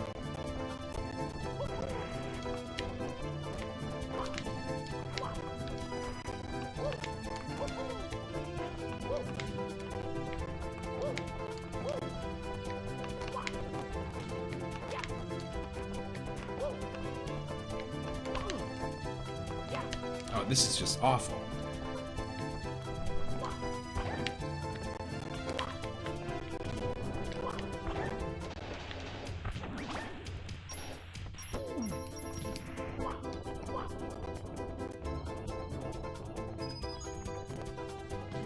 Awful. Such an awful performance, like very, very sloppy.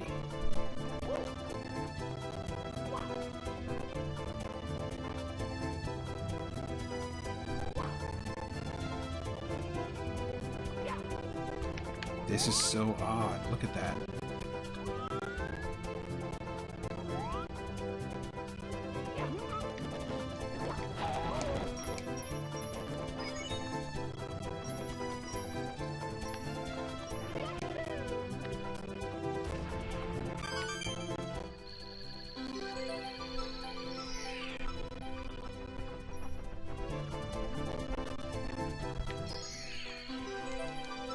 There it is.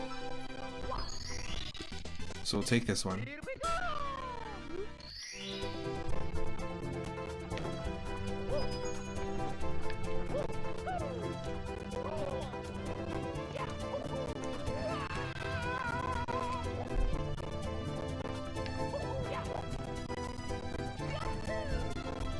And then we'll take this one.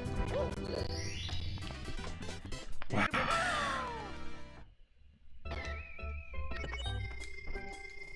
That audio is just glitching out like crazy. It almost sounded like it was like overlapping on itself.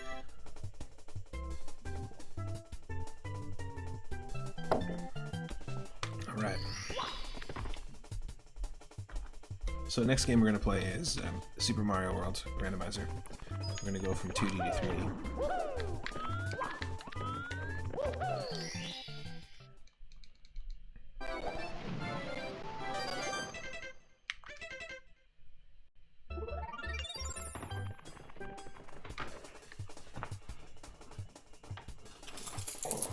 Sitting on my keys, that's painful. I was like, why do I feel pain in my leg? Oh, that's because I'm sitting on my freaking keys and have been for almost an hour and a half.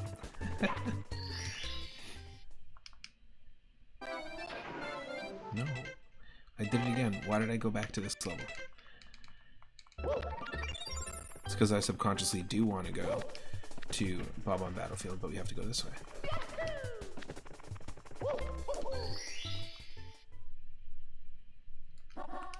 Go.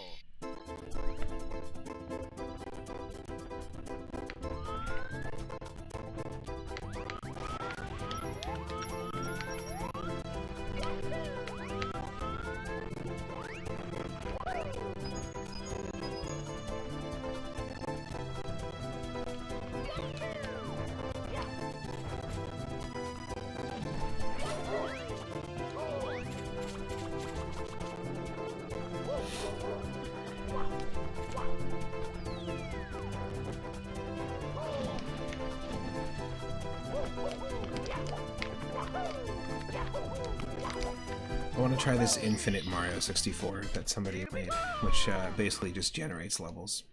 You can keep playing, keep getting stars. It doesn't do any textures or anything. It almost looks like the levels are like a debug level. And I posted a video of it in our game dev channel. It's pretty cool. Cool little project.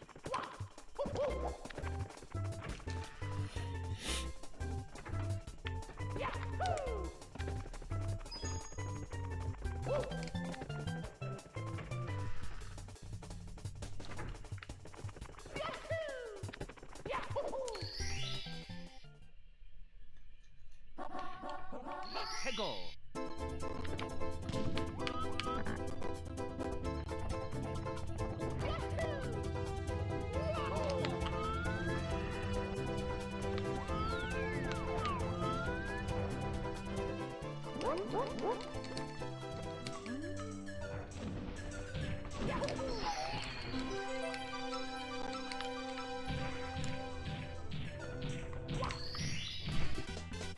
Here we go. There we go. Not here we go. There we go.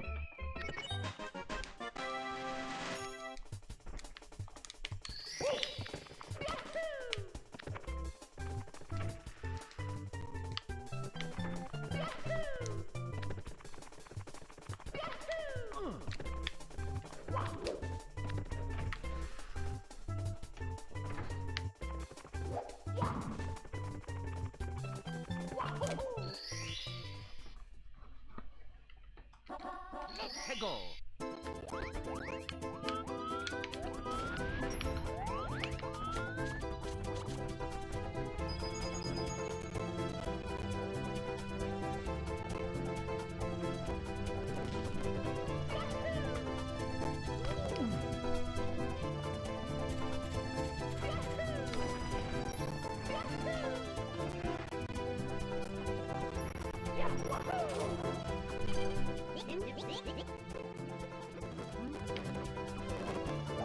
Oh, you have to beat Big Bob-omb before you can activate the cannon. Gotcha.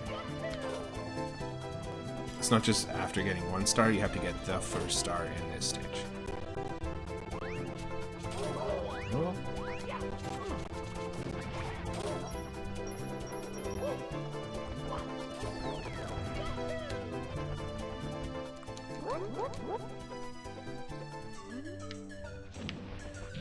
This is my favorite strat. This is just crouch and face away. And do a backflip. Oh no.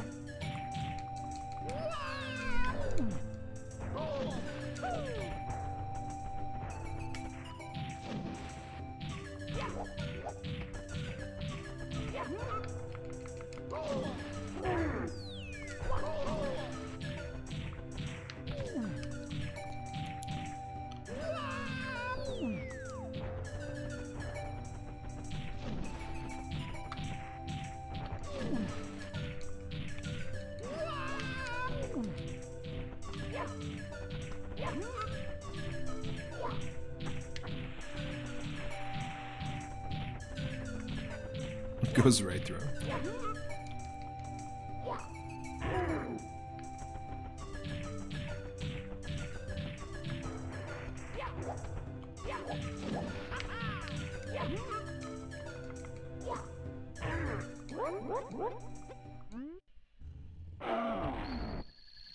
Oh, all the way back there.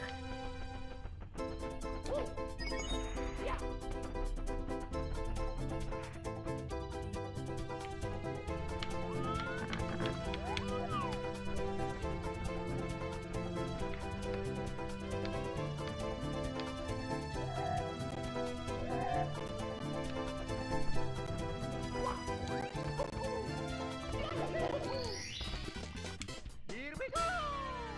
Hey.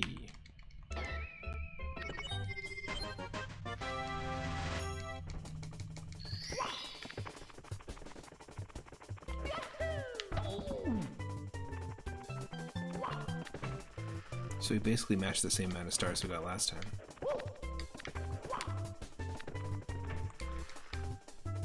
In the last run yesterday.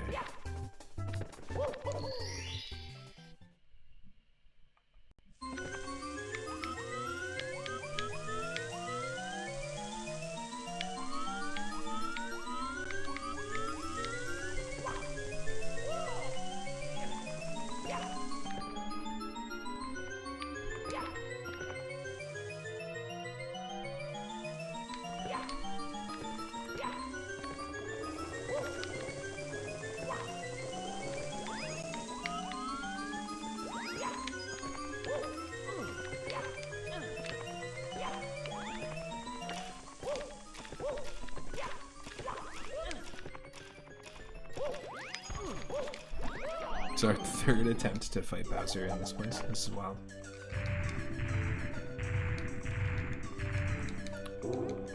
So this is what we'll do. We'll fight him once more. And then we'll switch games. We'll go over to some Super Mario World. Super Mario, Super Mario, Super Mario World.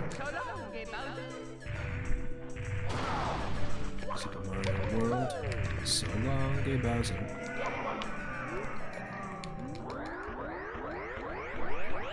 You said bye-bye to gay Bowser 3 times. We hit that triple key percentage.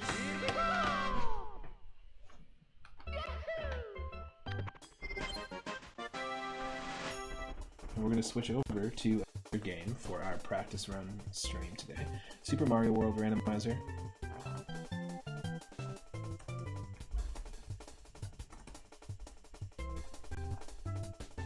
And I'm going to take a quick break here.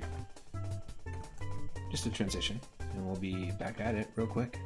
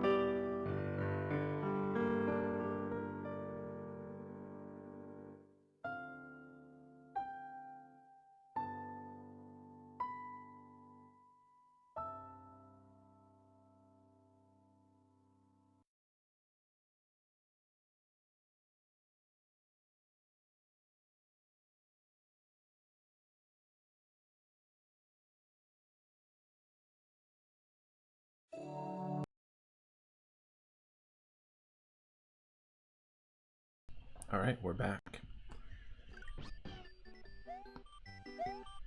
Let me know if I need to adjust the volume, because now we're working with a different system.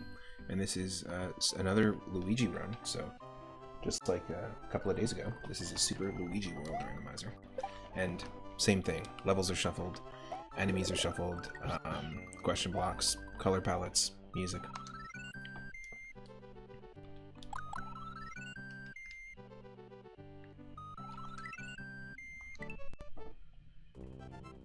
If you need more of me, less of me, more of the game, just let me know in the chat.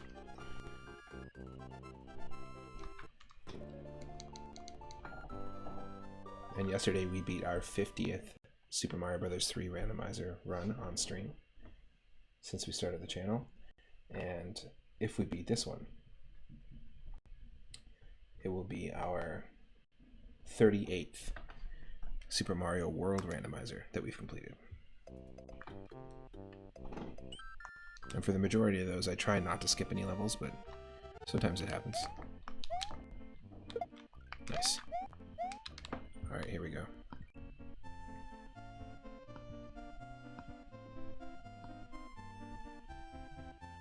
I'm just going to turn it up just a touch.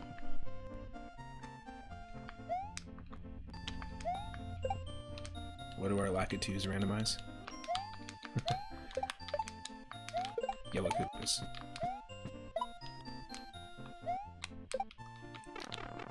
Now it's going to be every single Lakitu in this seed.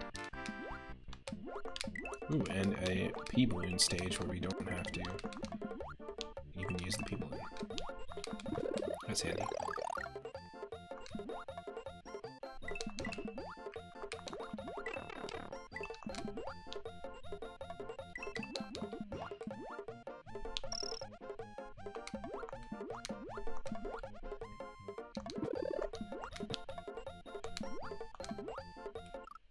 Oh. Well, excuse me.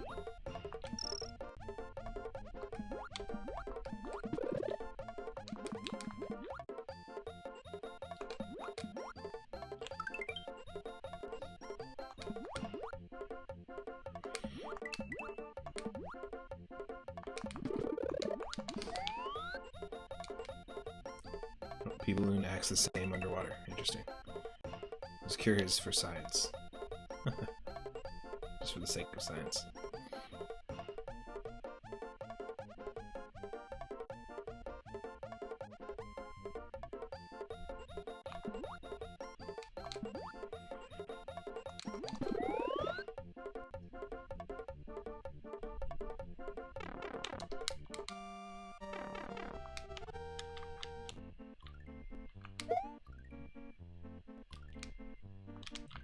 Wow. Oh.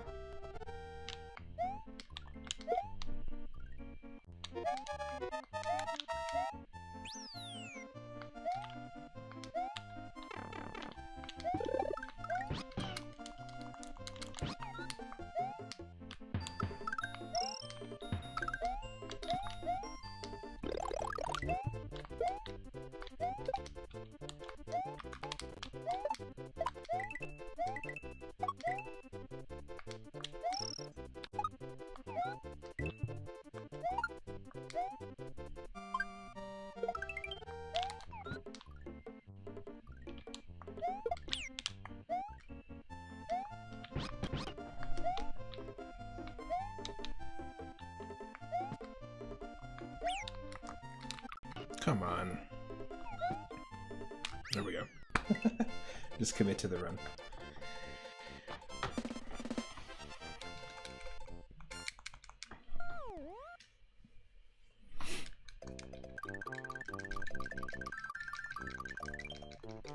So I discovered a game recently, and I posted it in my Discord called Dungeons and Degenerate Gambles. No, Dungeons and Degenerate Gamblers is the name of it. And it's basically it's kind of like Balatro, where it's like instead of it being like a poker-based roguelike deck builder game. It's a free, just on itch.io, it's a free blackjack-based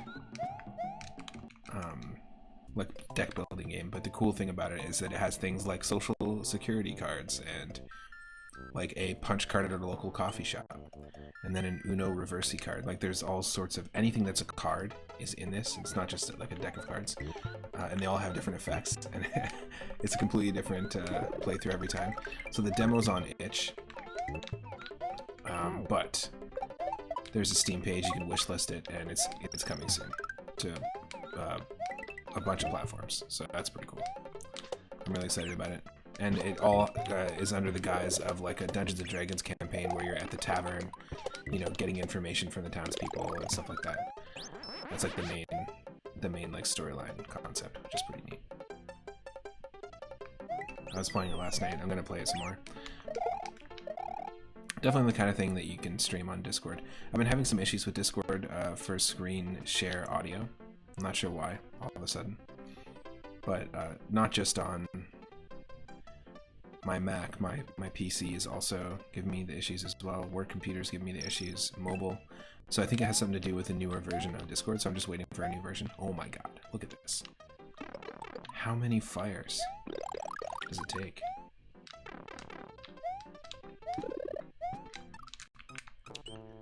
Nuts. Absolutely nuts.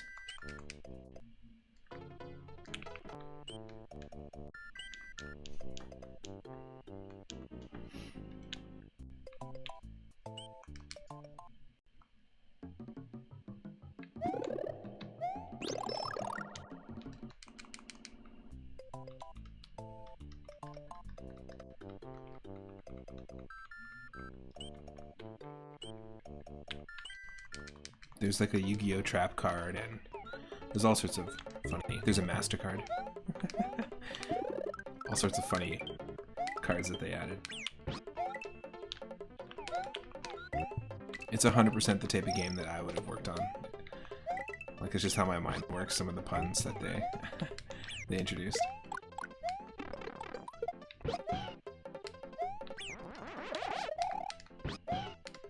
The type of game I would have worked on.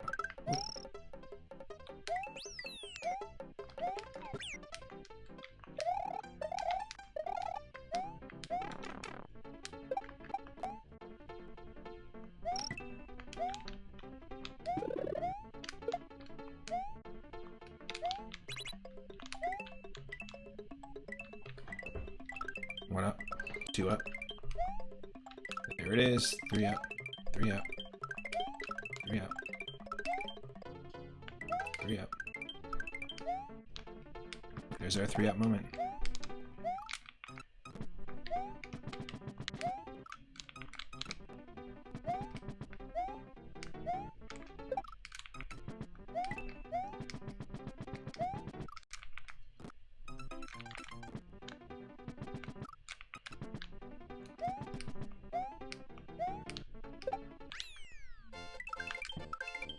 Another 3-up. Perfect.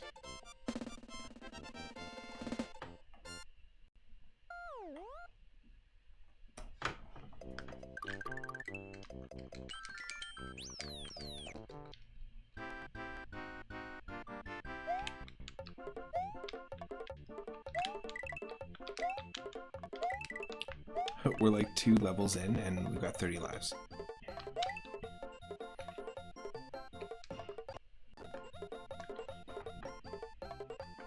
Definitely a lucky seed here.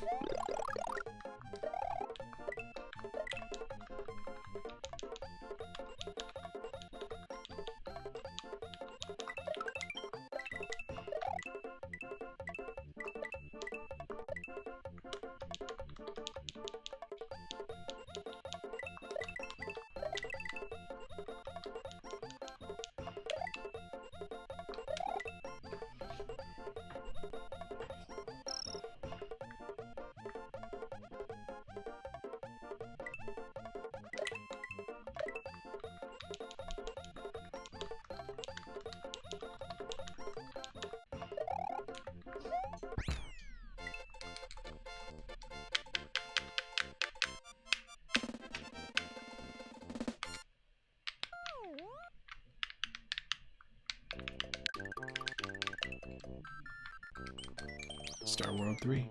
333.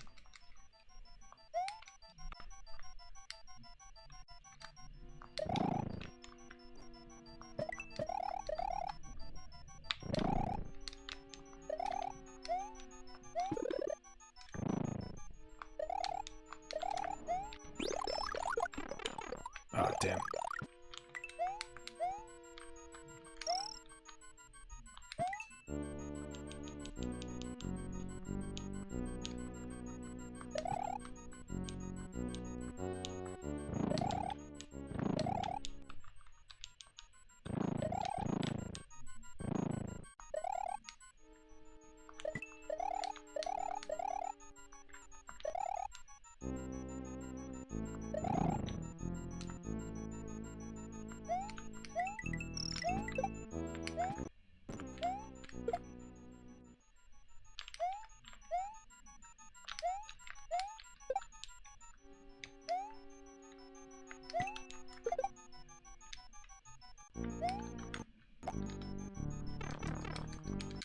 Pipes are randomized.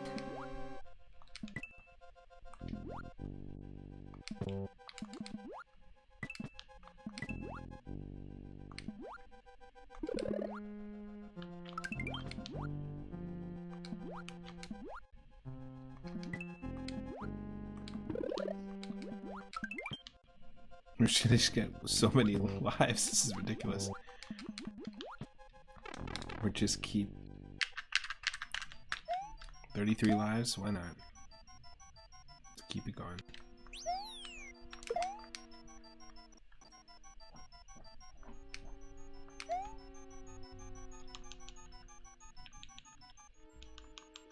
Luigi wins by doing absolutely nothing.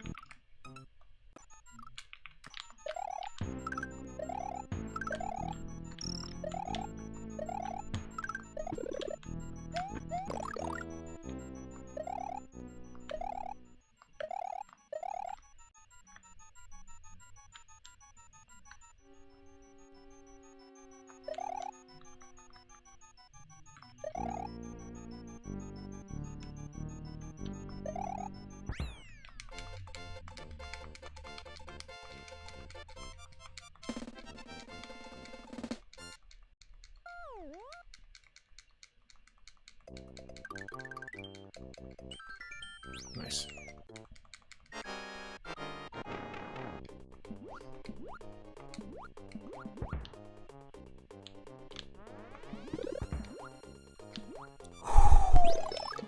That was so close. So close.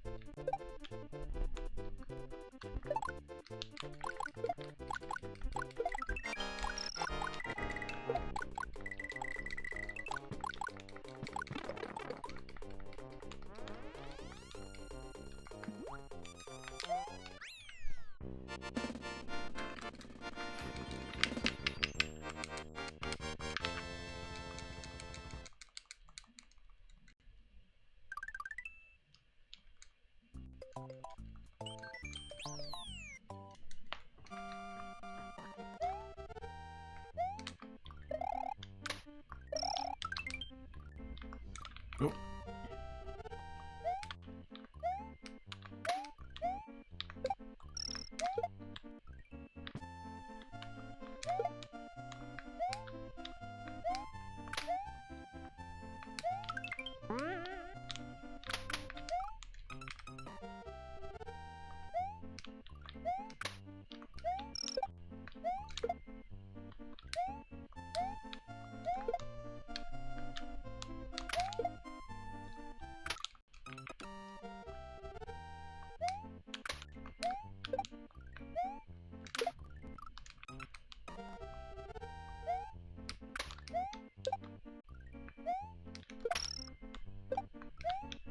Perfect.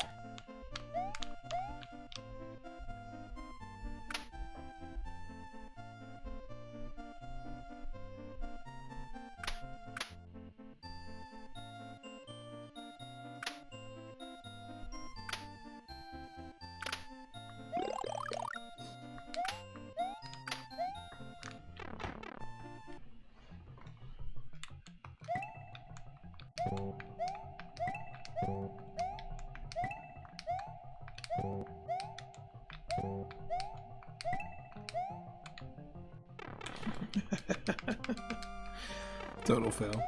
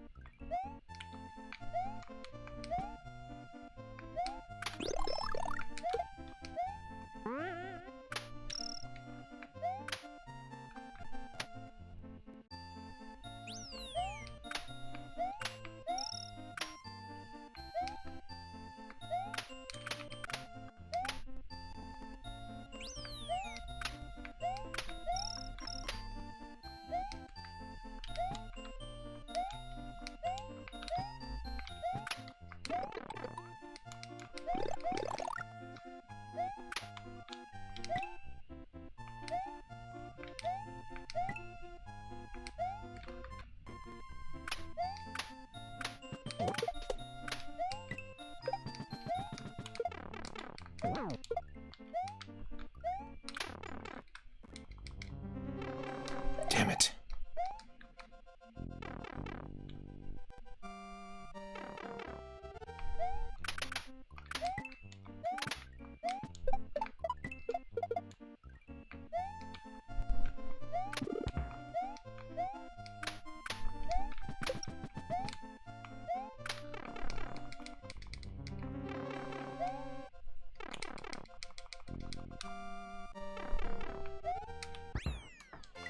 Alright, we can do that later. Come back and do it again.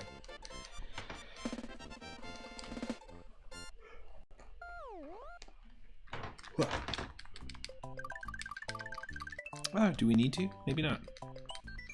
Funky. Get funky.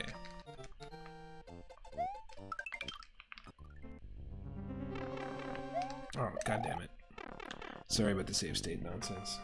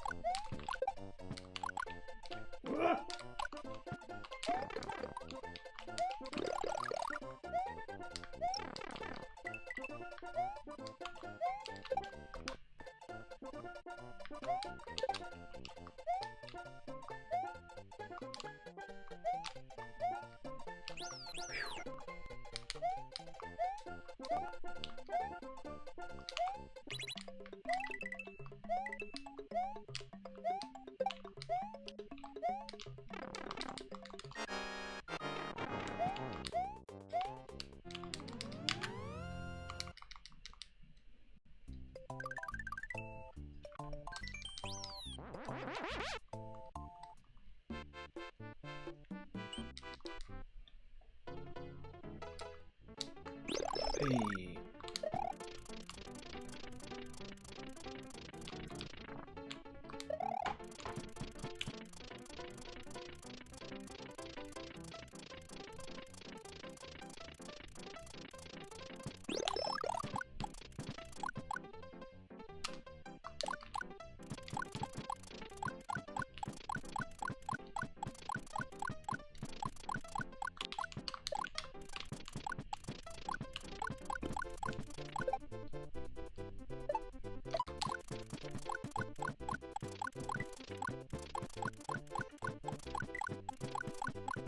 Little bomb party over there.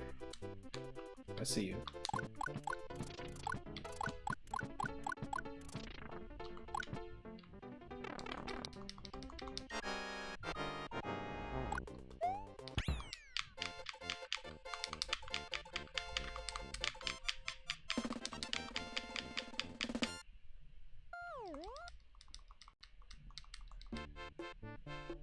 Oh. Damn, you can't progress without the secret entrance. And normally the key is right next to the keyhole, but there's a Koopa next to it in that stage, so that kind of sucks. Okay.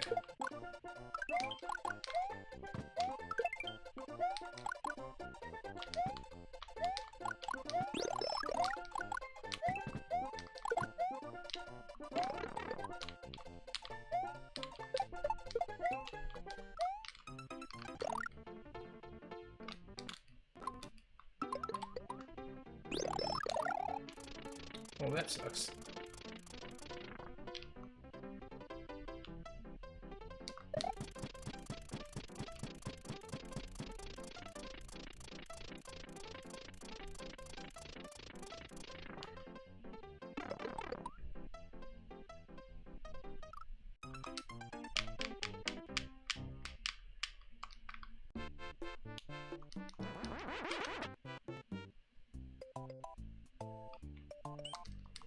Okay, I'll save it there. There we go.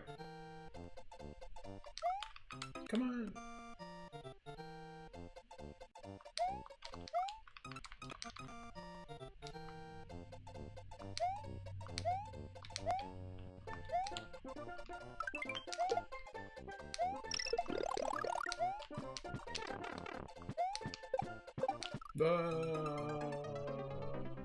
Okay, this is what I'm gonna do to give myself a break from the Mario, because I think I'm like falling apart with the with the skills in terms of Super Mario World.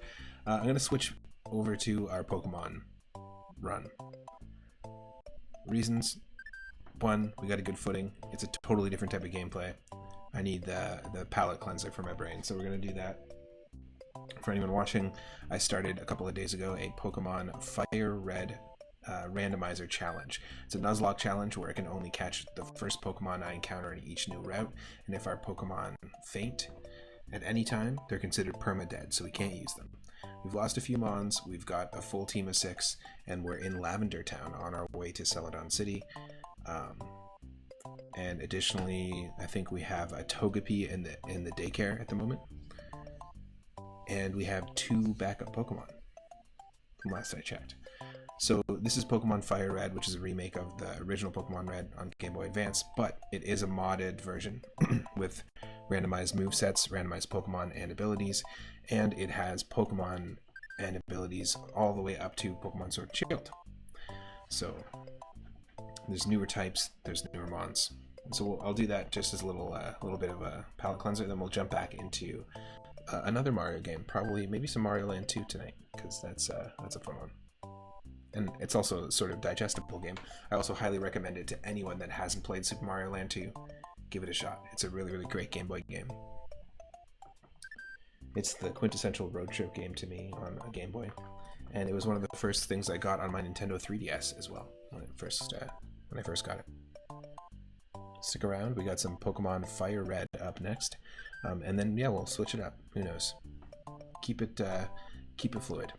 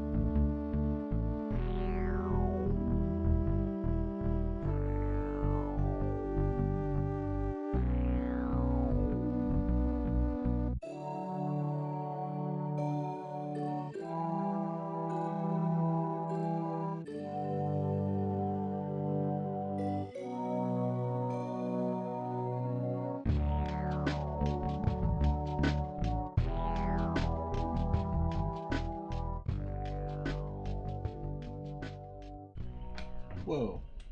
Directional Joy, thank you so much. If you're still watching, I don't have like alerts or anything connected. Directional Joy, thank you so much for the support on Ko-fi. Really appreciate it.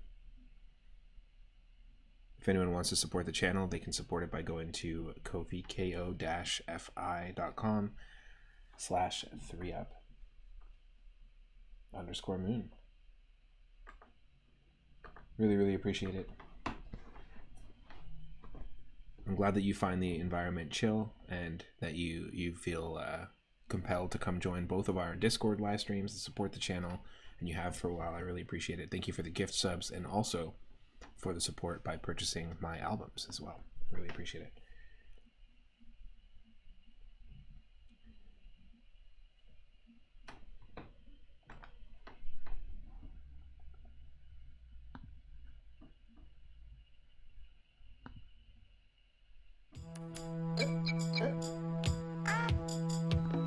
We'll be starting in just a moment here. Thanks again. Go! 。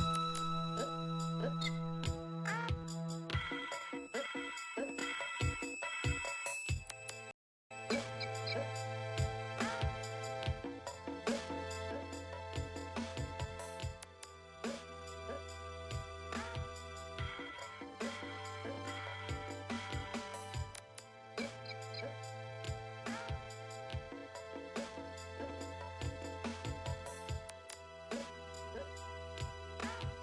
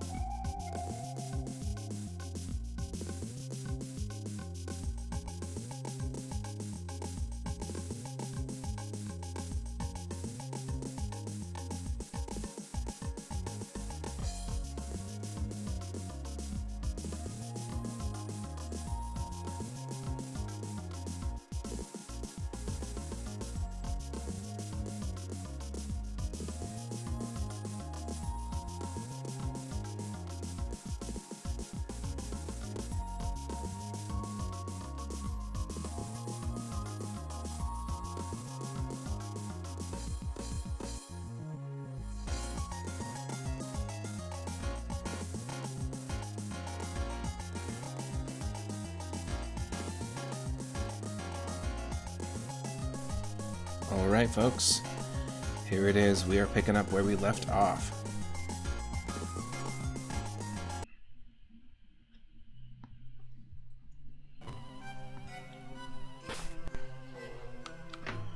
Alright.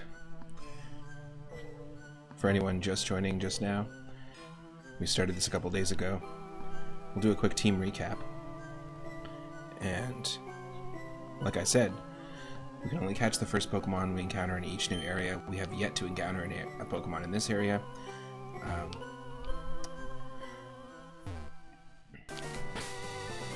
Or this area, I think. But I'll have to double check. Route 10. So let's take a look at the team. This is our starter. We have the option of a Vigoroth, a Throw, or an Electric-type Sea Urchin from the newer games. And so we ended up picking Throw just through the randomization. It looks like the Jib Henson creation, so we named it Muppet. It's pure fighting type. Really good stat. And Prism Armor is a legendary ability. It's not the ability to throw normally, but all the abilities and and attacks are shuffled. And this one's good. This one will weaken super effective moves like Flying type or Psychic type. Pretty decent moveset.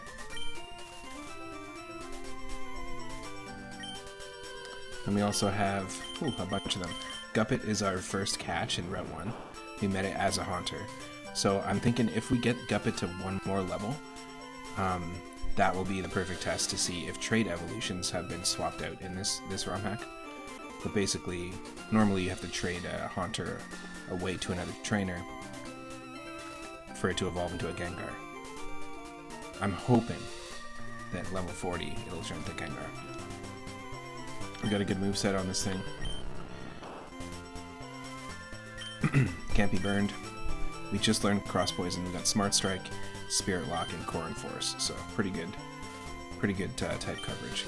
We have Conkle Duppet, who we got as a Timber, and we evolved it into a Girder. This is another one that is a trait evolution, and if so, that we're 3 levels away. Hopefully we can get a different ability, because this is not a great ability, but we have okay moves. We have Bibuppet, which we caught as a Bidoof. With Rough Skin, it's a pretty good Pokemon in general, and most of the moves that we have are the same type of attack bonus. You'll notice all the Pokemon have a similar Uppet theme.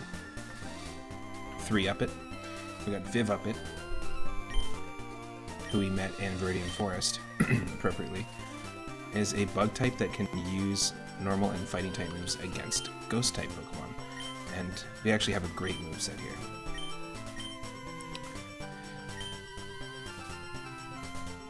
Origin Pulse is a legendary specific ability. Attack Order is great and also gets the same type attack bonus. Strength, before we even had to get Strength in Safari Zone. That's fantastic. And then Expand Force is pretty good too. Good type coverage. And we got Mupfetched. We had a Farfetch'd that died. And then we got a second chance at it. It was actually Farfuppet. We lost it pretty early on. But because it was a Galarian Farfetch'd, great example of how the newer Pokemon are in this, it eventually evolved into Surfetch'd. So this is actually a Surfetch'd. Pretty cool. Pure fighting type. So it's exactly the same as our Conkeldurr and our Girder and our Muppet. These are all fighting.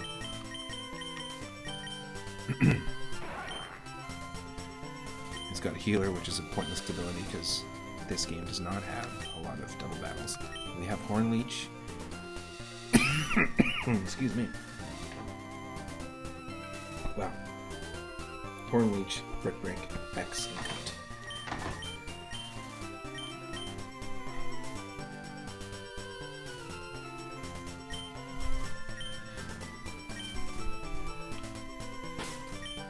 Quickly pop into the Pokemon Center.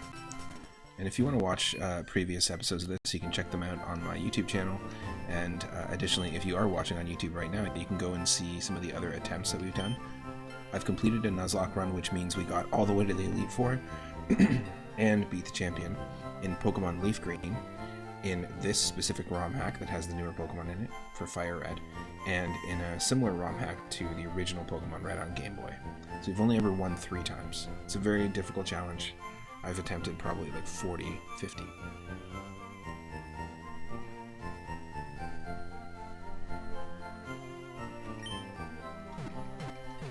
Especially like off stream too. Lots of attempts.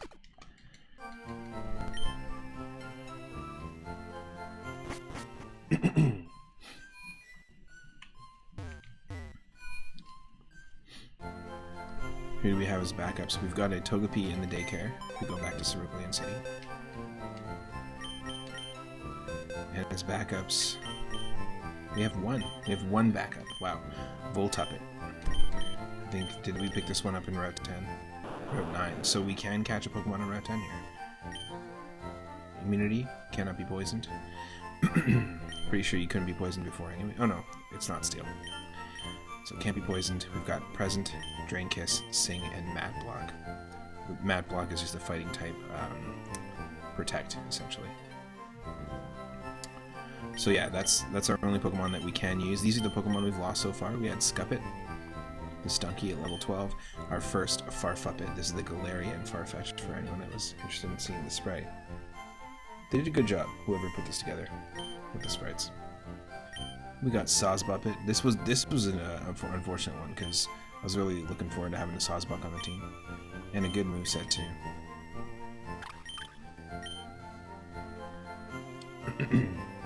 This is a big loss. And then Noibuppet. We had our own Noibat as well. Big fails.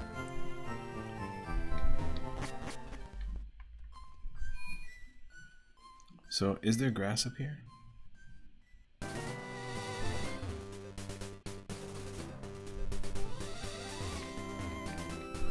No, there isn't. Well, what do you do?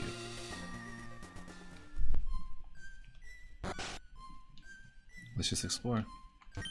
That's odd, Mr. Fuji isn't here. Where'd he go? This is really Mr. Fuji's house. He's really kind. He looks after abandoned and orphaned Pokemon. It's so warm. Pokemon are so nice to hug. Guapa.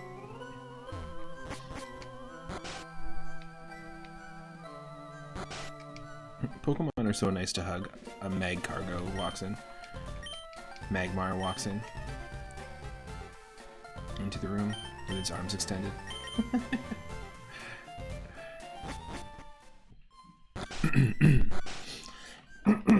Excuse me, does this guy want to trade? Hold on a second. Oh, it's a name raider. Okay. For a second there. I was like, why did I open my menu? Because normally if you don't have the Pokemon that they want, it won't open the menu.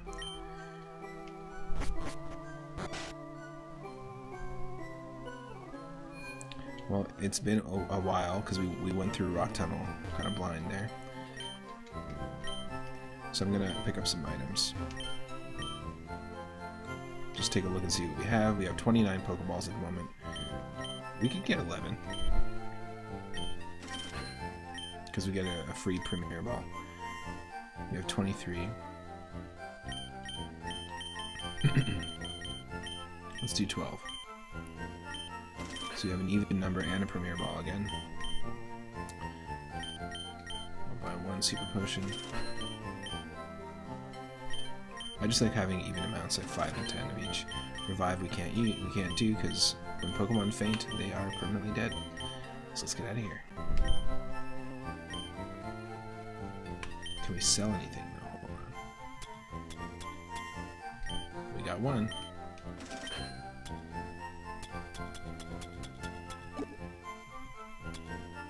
Can't sell TMs.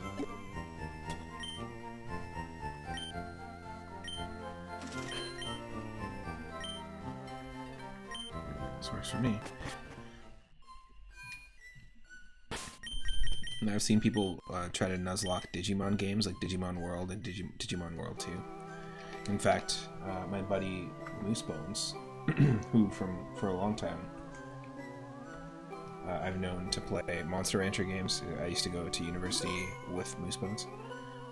He was my roommate in university, but there's his channel. He does a lot of really interesting challenges, and he's done a few Digimon Nuzlocks. He also focuses on competitive Monster Rancher 2, like the newer remakes as well as the original games. There's a lot of people who run tournaments and do tournaments online and stuff, and he runs a lot. He's a Twitch partner that operates a lot of tournaments. So if you're interested in Monster Rancher 2 or revisiting that game, it's got some pretty fun graphics. It's got a crazy meta, like a way more intricate meta than Pokemon, I would say. That might be controversial. Some people will say that, but just more complex, I guess. Cool adding. Look at this. It's cool. Here we go. Up fetched. That's amazing. The fact that using one leech, which is grass type, against a grass type, is doing that much damage. I know our Surfetched has actually got some pretty stacked stats.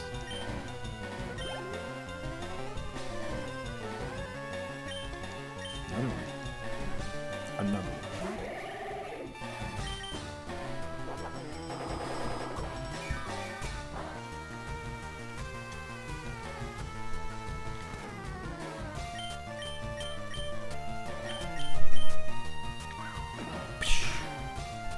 There we go.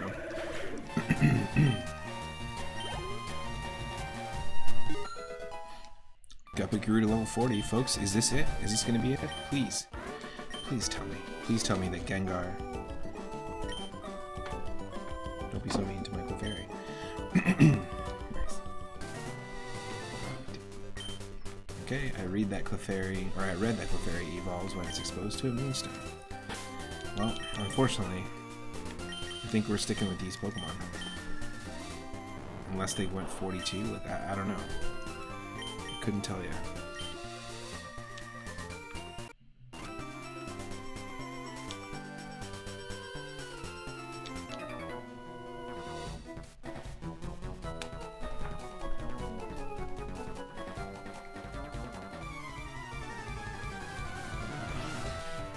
Yo, Cyphers, welcome in.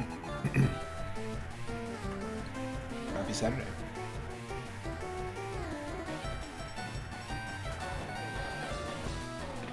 We are challenged by Gambler Rich. We are basically heading from Lavender Town over to Celadon City to take on Erica. And we got a pretty stacked team. We got Pokemon from up to Sword and Shield, including, as you can see here, a Surfetched, which evolves from a Galarian Farfetch'd. If you run into the new form of Farfetch'd and catch it and level it up to a certain point, it evolves. I like the idea that regional forms have their own unique evolutions as well, because I guess it would make sense that, you know, it could change the path of evolution, like Galarian Zigzagoon is dark type, and then there's Galarian Linoone, it evolves. But if you have a Galarian Linoone for a certain amount of time, it eventually evolves into an Obstagoon, which is a brand new Pokemon that Zigzagoon and Linoone could never evolve into in any other region. And then it stands on its two hind legs, and it's actually got a cool design. It looks like a honey badger. It's pretty neat.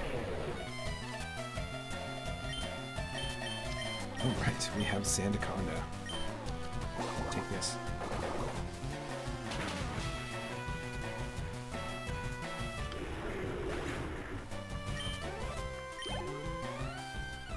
Also from Sword and Shield. Pure ground type, I believe.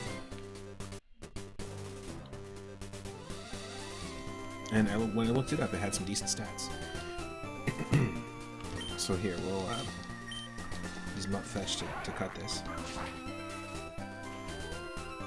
This is a new route, so the first Pokemon we encounter here is going to be the only one we can catch here. Hopefully we catch it. We got all the Pokeballs we need.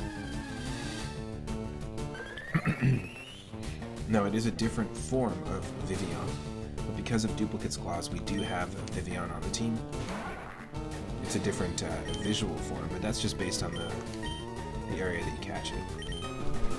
Technically, it is the exact same Pokemon, so we're not going to catch this. Which means, because of Duplicate's claws, we already have it. We can encounter the next Pokemon that we run into here. That's the only exception that you can have to that rule usually. But you know what? There's a million different variations of the Nuzlocke rules out there.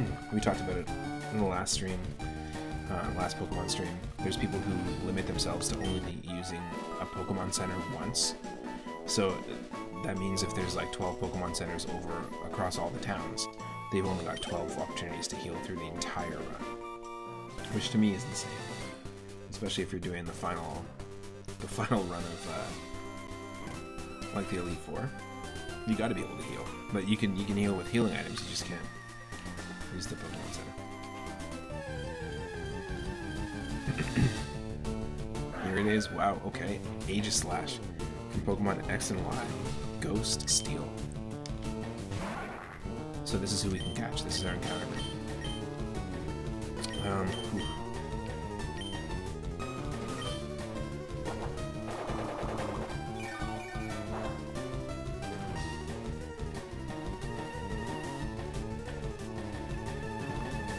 Alright, I used Burn Up. I don't know what that does. It didn't land though.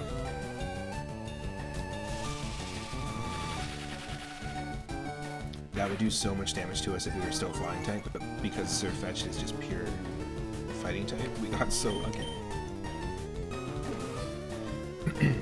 Let's go with Great Ball. This is normally not an easy Pokemon to catch. Hey, welcome in, Corvus. Happy Saturday.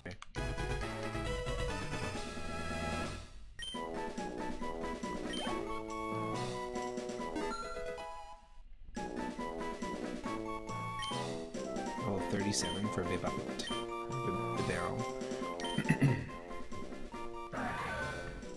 The Royal Sword Pokemon. It can detect the innate qualities of leadership. Whoever it recognizes is destined to become king.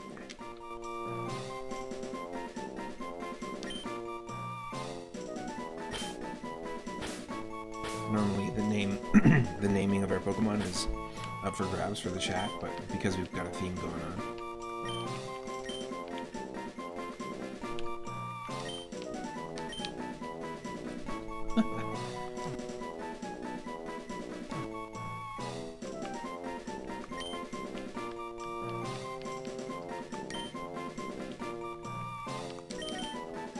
Aegis up it.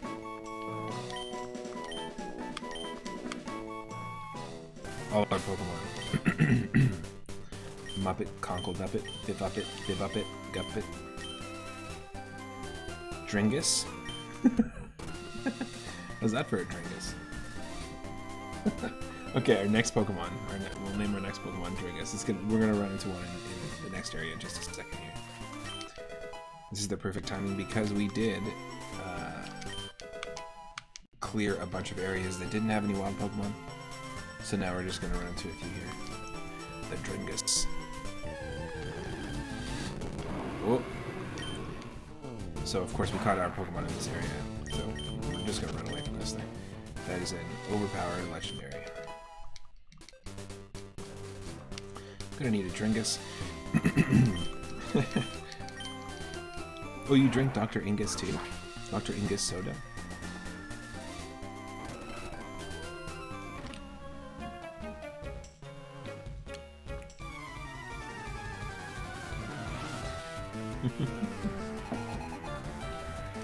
Super Nerd Glenn.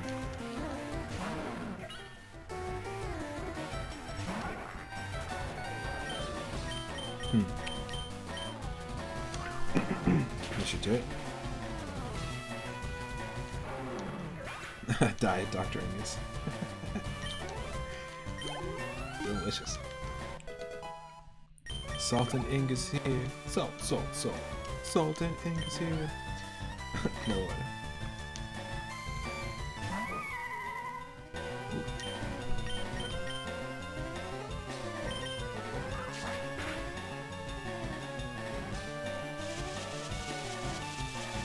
Much newer moves. Photon Geyser. I've never seen that. Holy shit.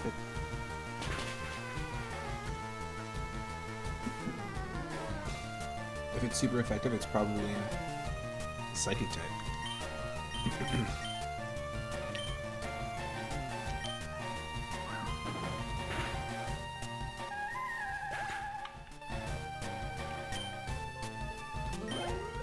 You can't lose a Pokemon. Gotta be careful.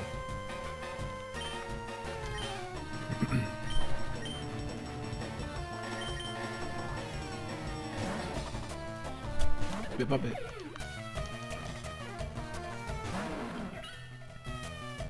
Remember, we only have a Voltorb and now our Aegislash. Level 17 and level 20 as our backups. Plus the Togepi in the daycare, but I want to keep the Togepi there for a while.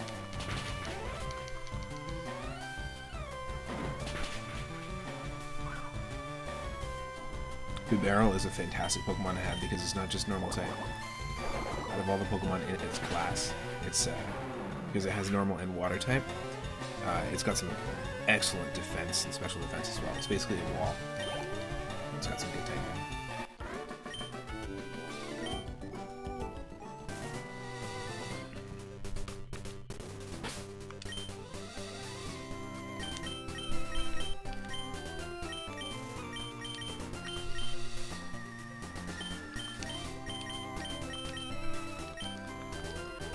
Here we go, double battle.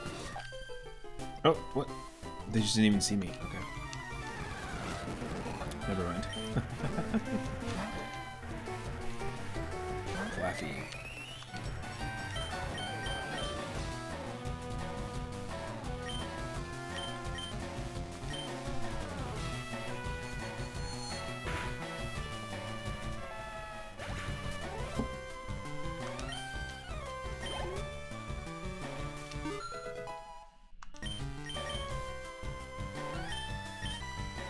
Taurus. Nice.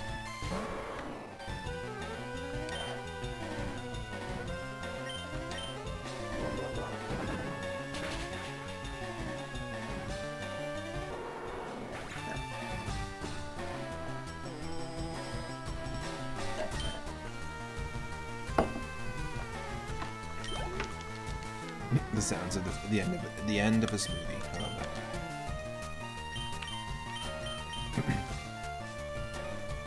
Everyone just hears the straw. Fla baby. It's a fla baby. Toss the fla baby. Anyone that was here in the Yoshi's Island stream yesterday. Is a baby toss in old time. Tyrantrum. Yikes, man. Maybe have some tea, have a seat.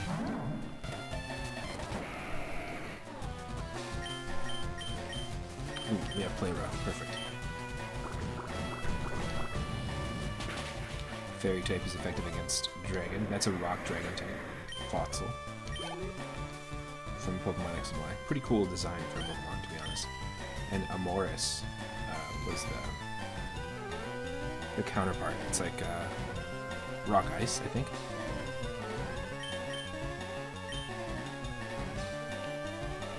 Which is a neat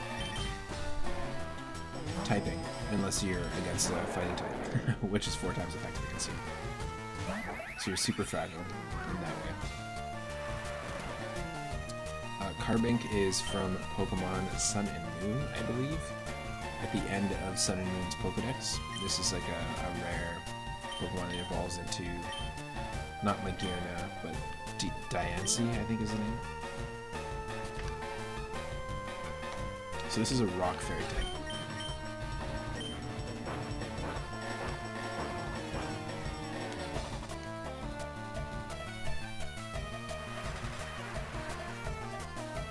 It's basically like a living chunk of rock and quartz and crystal. It's a pretty cool idea.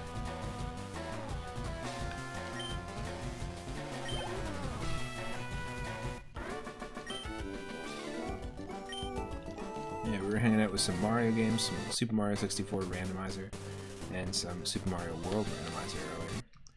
But I've just felt like I needed to change a little bit. So that's why we're diving back into Pokemon. You know, I upload all my streams up to my YouTube channel. And I used to care so much about, like, if hey, I'm gonna play this game, I have to play this game the entire time for the stream. But now I just don't care. I just, like, go with the flow. Origin Pulse, yes. Okay, that's gonna hit both of them. Oh, Dragon Claw. This is gonna be nice.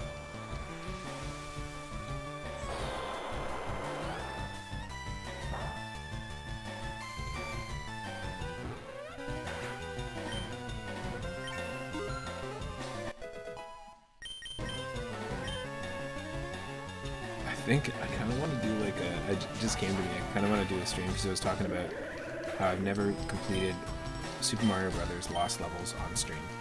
I have a fun ROM hack of Super Mario All-Stars that has just like different graphics, some goofy different visuals for the first like early Mario games. And it does it for Lost Levels, so I was thinking about playing Lost Levels and beating it. But at the same time, I know that there's a Donkey Kong Country 2 ROM hack called DKC2 Lost Levels, and we've tackled it before. It's one of my more highly viewed videos on my YouTube channel, and it was a lot of fun. I highly recommend checking it out. I was like, maybe I'll do that. And I wonder how many other Lost Levels, if we could collectively compile a list of all the Lost Levels games that exist. Most of them are going to be ROM hacks. I would totally do a Lost Levels only stream. Found him. Hey everyone, I finally found him.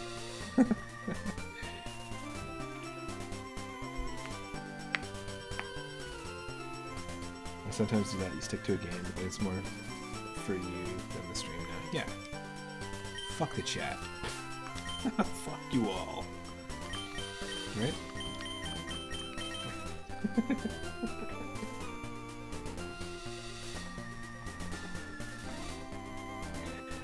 I'm kidding.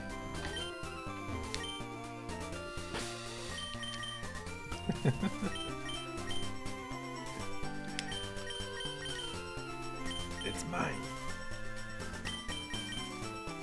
No, I think I used to care mostly because I was like, I didn't know how YouTube worked. So I was like, oh, if we deviate from like one game, like if we do 2 games in one video, that's crazy. I used to just think that was such a wild concept.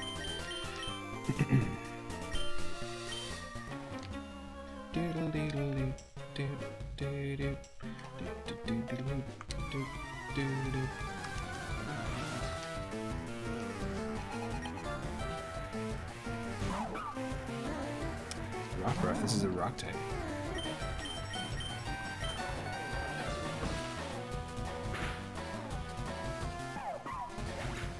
Sun and Moon.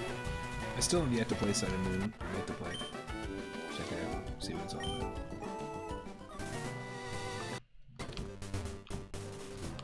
Or Ultra Sun and Ultra Moon.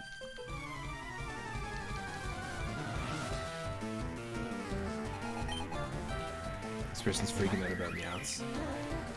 You look at my layout and you think I would care about Meowths, but I don't really. I just like the design of both of these Meowths specifically, and I feel like they fit like I feel like they fit the layout mostly. But the Dynamax Meowth, like the tall Meowth on the bottom left, very strange design.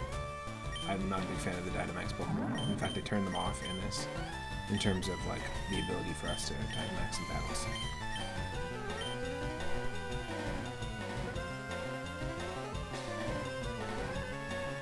Yeah, we'll teach them up at Sucker Punch.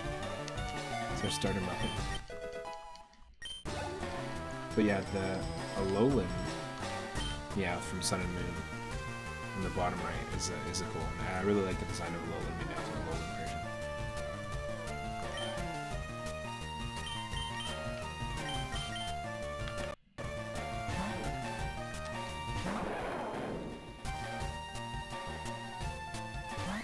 Fly baby. Fly baby.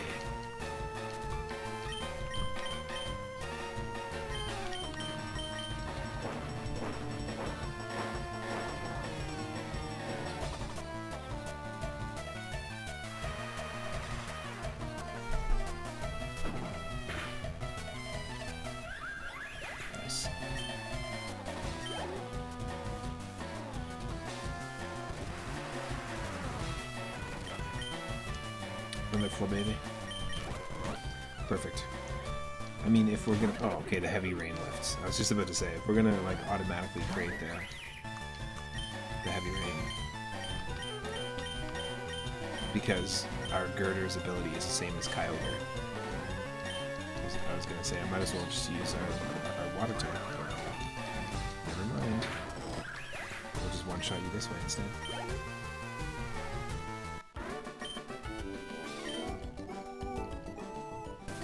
Yeah, I like the idea of doing like a Lost Levels themed stream. They'll probably do that at some point. Put a bunch of different Lost Levels.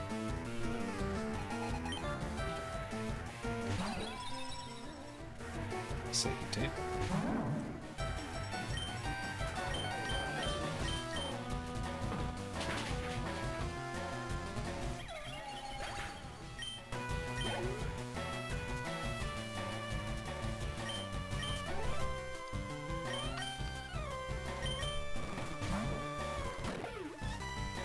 Let's go.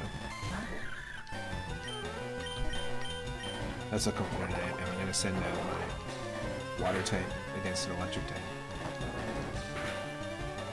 But I'm super beefy.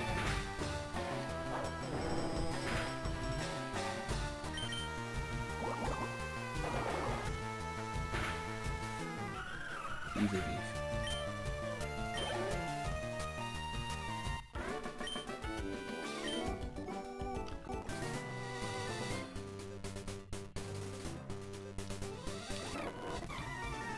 Biker time, let's go. Biker Jared. Jared and Karen. I couldn't decide. Jared and Claw. Nope, nothing. Let's do nothing. What this?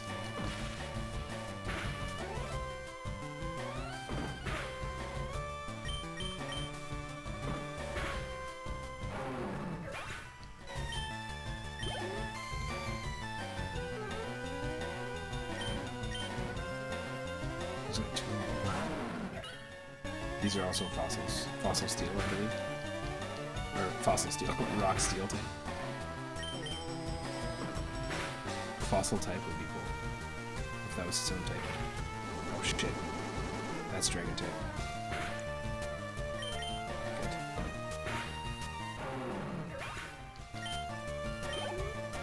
What's a dragon type move?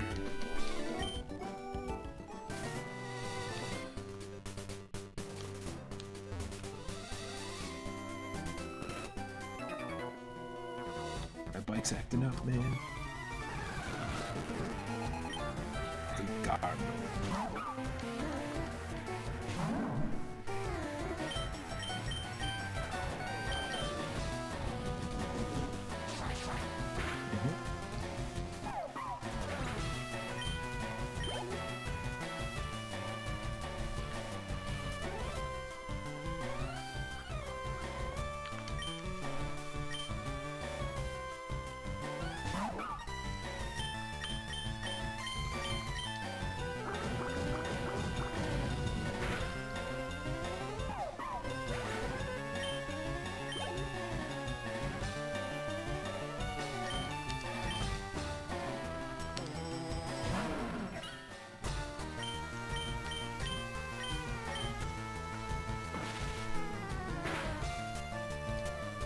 These things have just a lot of defense.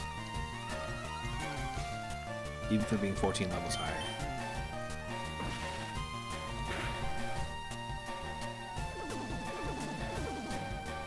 The Shrinking Triceratops.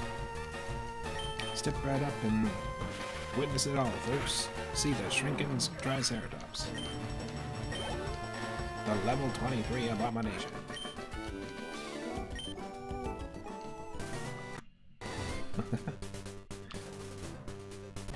Oh. You look good at Pokemon, but how is your chemistry grade?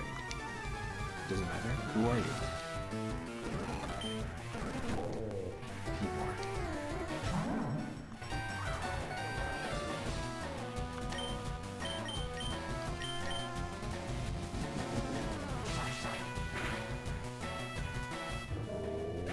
Nice.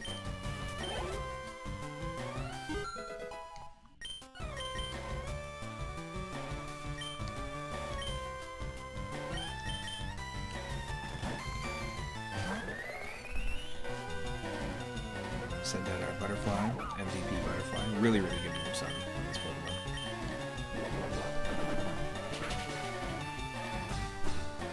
Even against Pokemon that would normally take us out, like electric types, rock types, because we're bug flying.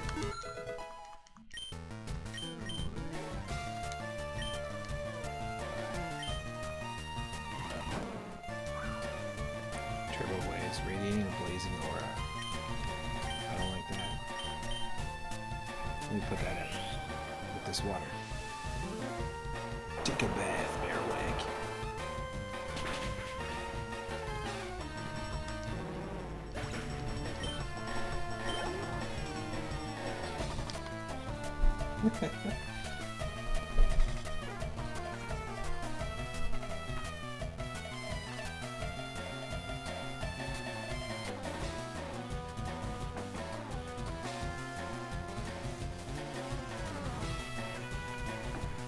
Eat more again. Okay, another Pokemon that normally would take us out instantly. But we just have the right move. That's why I love it as an MVP, because there's good, really good moveset in terms of countering the Pokemon that are super effective against us. And good stats. Dazzling Gleam. That is that's actually Dazzling Gleam. That's a Fairy type move. The user damages opposing Pokemon by emitting a powerful flash. 15, so it does it to 30, or it does a minimum of 30 rather, and up to 75 damage total. Yeah, I mean, I will get rid of Secret Power, because we have the TM for Secret Power. And because TMs work like the newer games, we can just use them whenever we want. And multiple times too. So for now, let's rock a Fairy Move.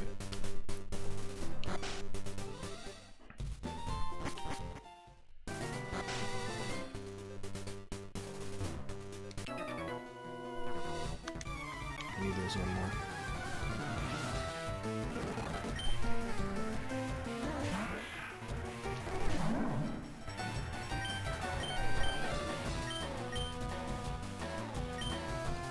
Now I'm choosing to go towards Celadon. We could explore that Pokemon Mansion area, but I don't think we can actually catch Pokemon there yet.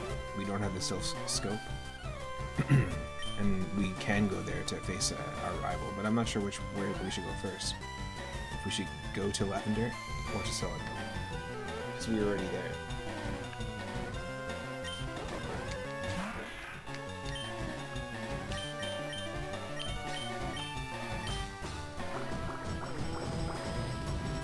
Nice. Perfect.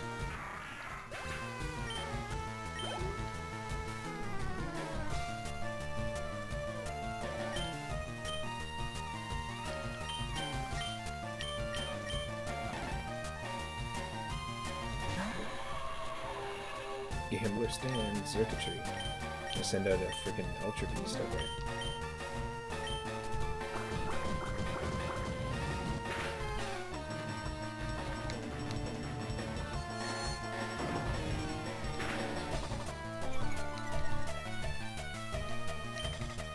Well, that's what happens when you play rough with fire, with wires, is you can cause a fire. Makes sense.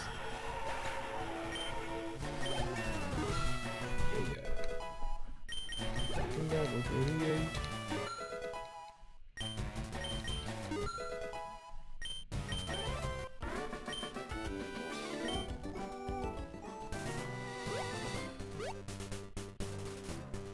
I'm just gonna head back.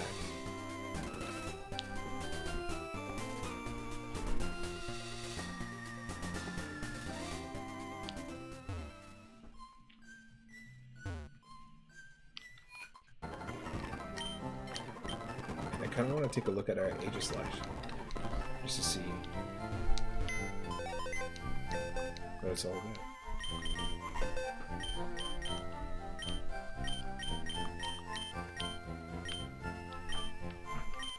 Put it in Buddy's box and take a quick look.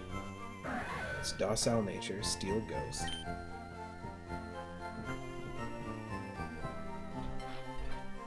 And it's got solar power, trades HP for power in the sunshine. So currently it empowers attack. Interesting. That's weird. We got Floral Heal. The user restores up to half the max HP of the target. Charge Beam, Twister, and Burn Up. The user burns itself out. It does 130 power. After using this move, the user will no longer be fire type. What? That is an amazing move. Because it doesn't matter. It just does a ton of damage. Holy shit. Okay, well. Those are cool moves.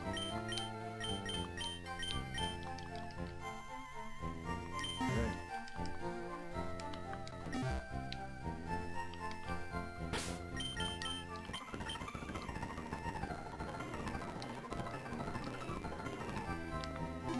Come on. I'm almost positive we can't do anything here yet. But Route 12 is a place. We don't have the Poké Flute, we don't have the Sylph Scope. We don't have the... We have the old rod, but we don't have the other rods. So the only Pokemon we have a chance of catching, which is a Magikarp in this randomization, is the Galarian Farfetch'd. Which we can't. So I'm not going to waste an encounter in an area with a weak fishing rod at this point. We'll just get TM27 return.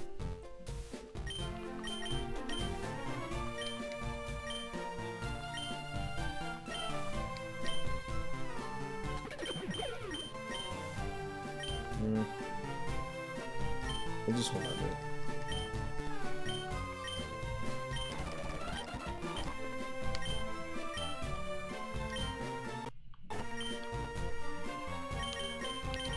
I will save them.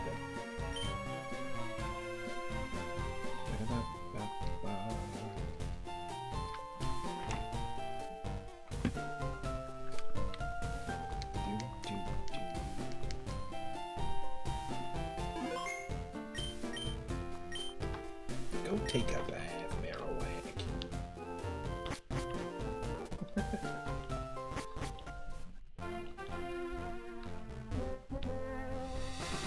Yeah, there's just... Okay, well, there's just trainers here. I'm not gonna do that.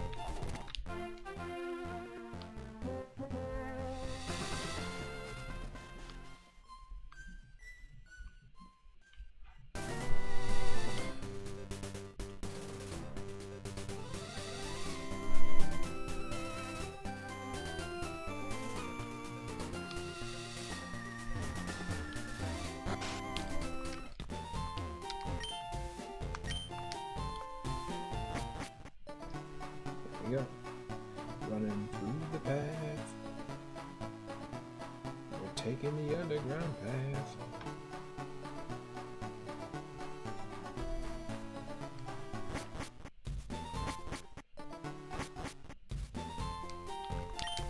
I heard a sleepy Pokemon appeared out near Celadon City too.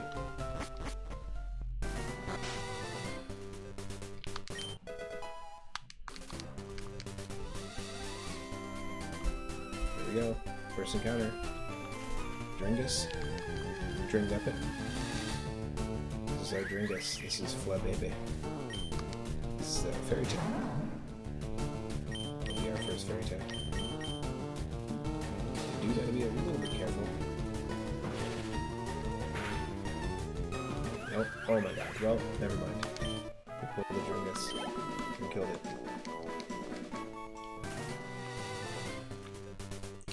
Well, there's a forfeited rep. We're too powerful. We're too powerful! Keep out of Team Rocket's way.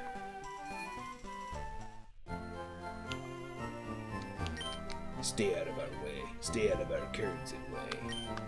Stay out of our oatmeal. Stay out of our Fruit Loops, Corn Pops, Pop-Tarts.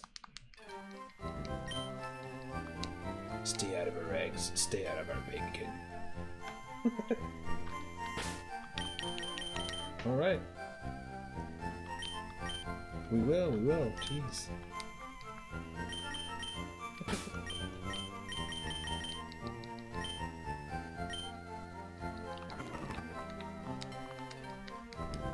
I want a t-shirt that says stay out of our eggs and stay out of our bacon.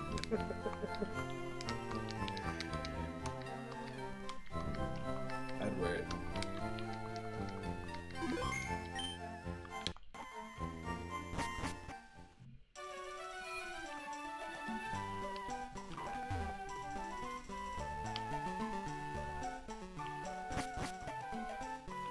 We're gonna get ourselves a gift Pokemon in just a second here.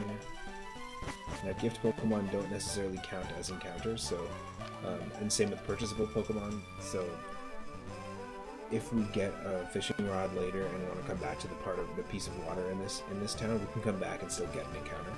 Because it's a starter Pokemon, a purchased Pokemon like the Magikarp, or a gift Pokemon like Eevee or Lapras. This is going to be Eevee here in the original games. These don't technically count as encounters in those areas.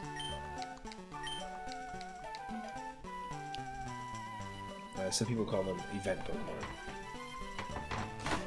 Oh, jeez. Is that just not charging?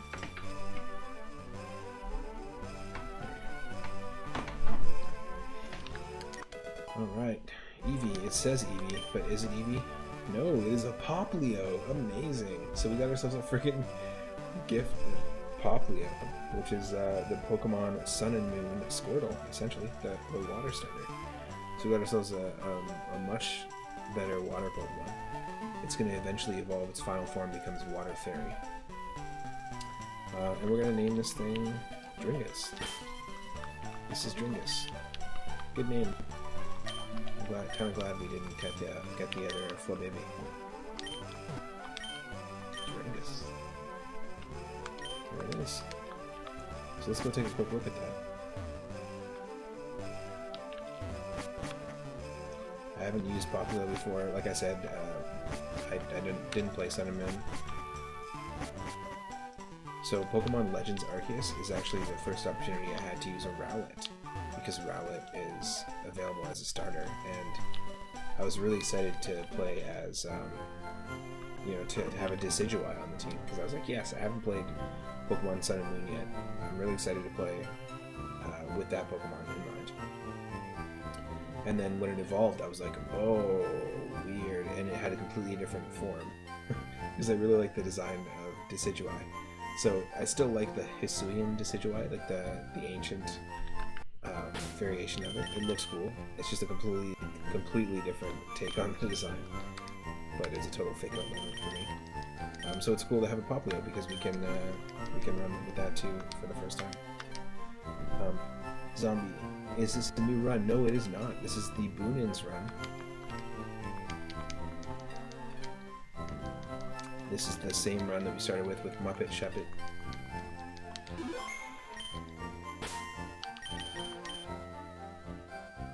Vivuppet, Mupfetched, Guppet.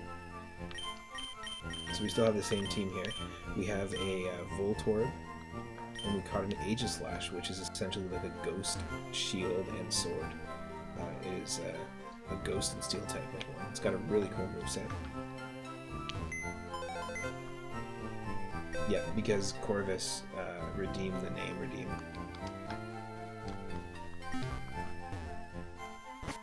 Dringus.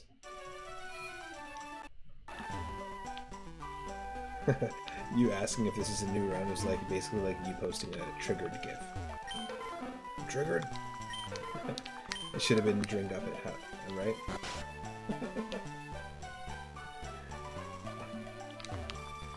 This is a Nuzlocke challenge. A Muplock.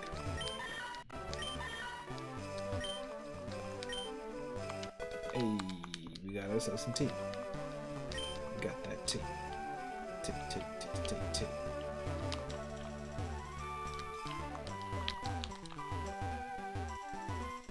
Tea is gonna let us basically bribe the guards so that we can move forward.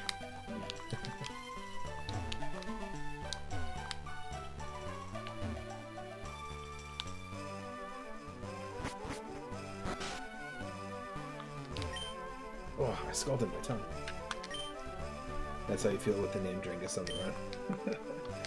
Should we go back? Should we go back to the name raider and change it to Dringuppet?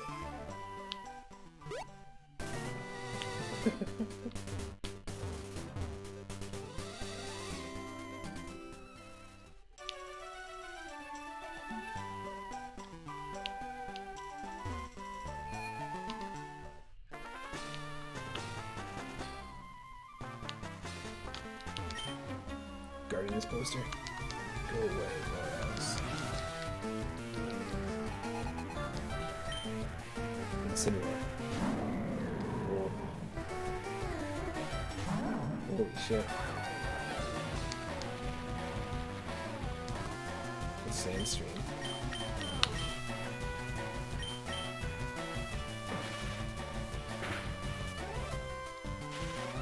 Nice. You cannot lick the Muppet. Do not lick the Muppet. Please keep your tongues and ears inside the rat holes.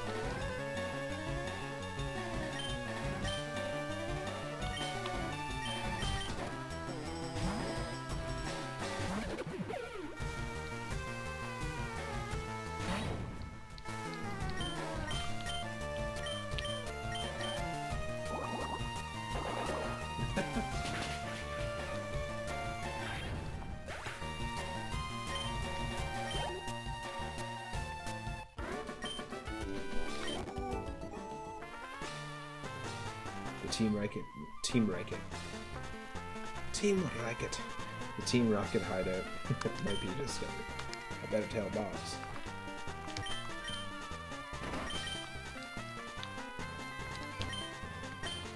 Do you need game coins? Yes. I need a 100-coin case, that's right.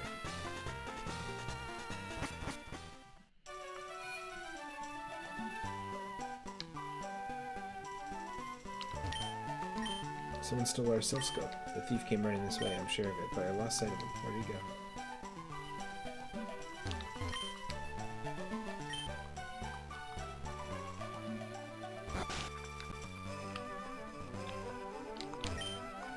The man at the table lost it all at the slots. Go ahead, laugh. I'm flat out busted. No more slots for me. I'm going straight. Won't be needing this anymore. So the design of this this cafe specifically, just like how it's laid out, reminds me so much of Pokemon X and Y, and I actually want to revisit Pokemon X and Y. It's been a long time. Obviously, the new Pokemon Legends game takes place in a futuristic version of that region, Kalos. But it had really cool Pokemon. It had a really cool design. Like the areas aesthetically looked really cool. I had a lot of fun with the game, and out of all of the newer games, that one gave me the most similar feeling to playing the original Pokemon Blue for the first time. It felt like there was a lot to explore.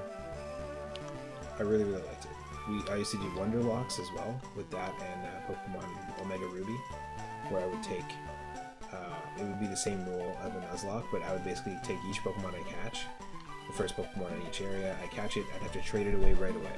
Because Wonder Trade was a feature where you could just like toss a Pokemon into the void, and then another Pokemon at random would come to you. It was pretty cool. And so I used to do that a lot. Wonder Locks were a lot of fun. Even before I had the channel.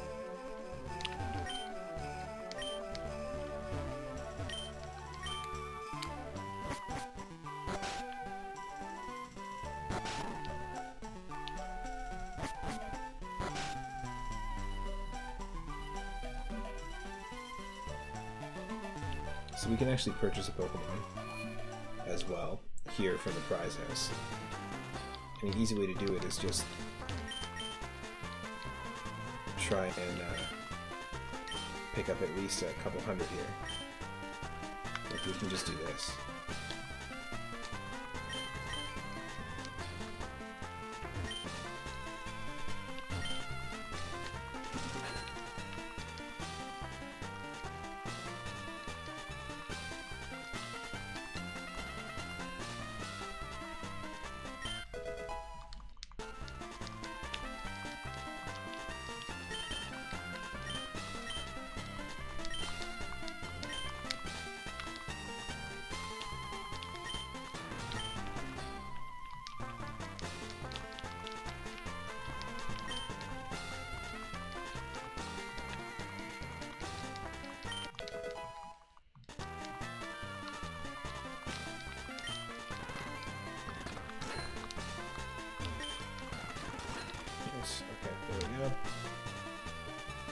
What is this?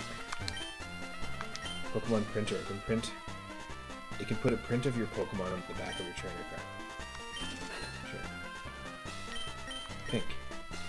Big smile for the photo. Okay, let's see. Check your trainer card. Oh, nice. That's cool.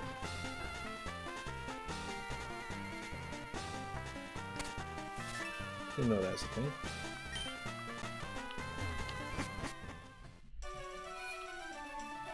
Okay, here we go. Let's get ourselves an encounter. I ranked it in today. If only every day were like this. I sure do fancy that Porygon, but it's hard to win in slots. Okay. Oh, no, don't want that. But interesting prizes, though. Smoke Ball, Miracle Seed, Charcoal.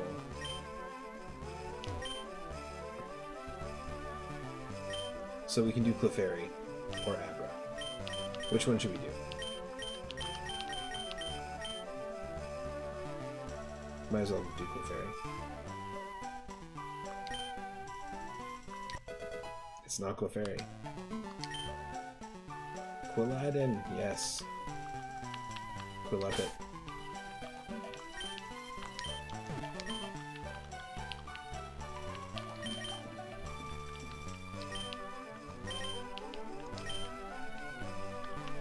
So this is essentially like an Ivysaur. With the Pokemon X and Y. It evolves into Chestnut, I think. That's cool. So that's it. That's the purchasable Pokemon. We have a gift Pokemon. And if we wanted to, we could fish for something here, but we don't have a better rod yet. So let's just wait until we get that. Let's check out the department store. Because it's a typical number, well, you know, typical stop you gotta make here when you're in Celadon City. I don't know if the TMs are gonna be randomized though.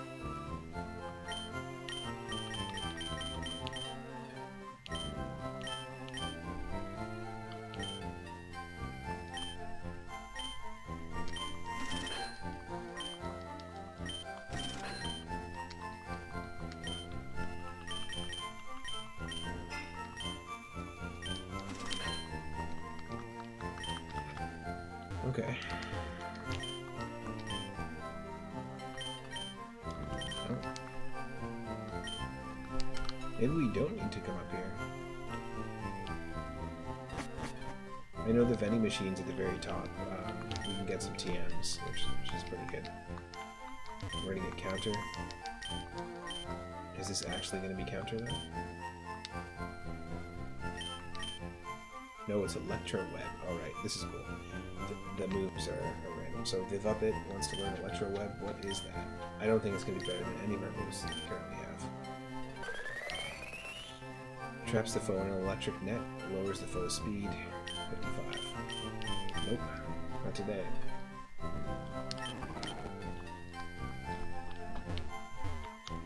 Okay, let's see.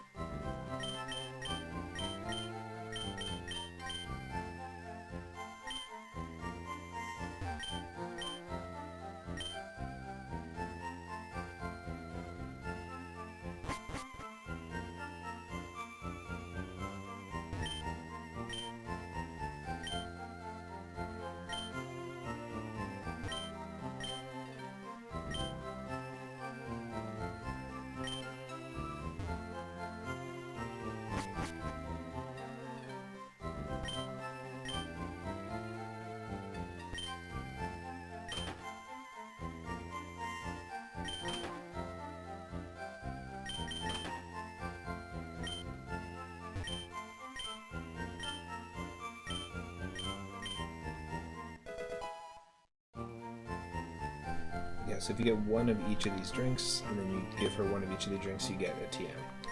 So we got light screen.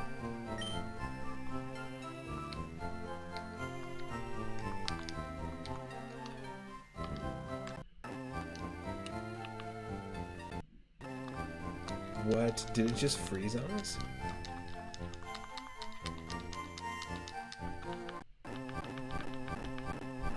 What an odd time to freeze. The control was working.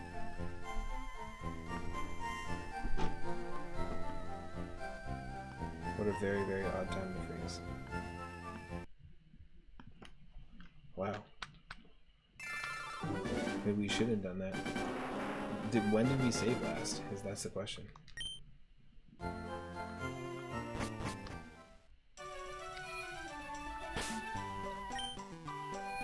We didn't get the Pop Leo.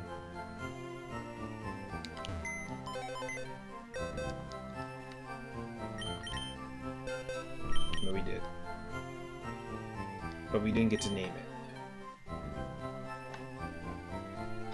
That's right, because it's a gift Pokemon, you don't get to name it normally. We can go back to Lavender and name it. Thief.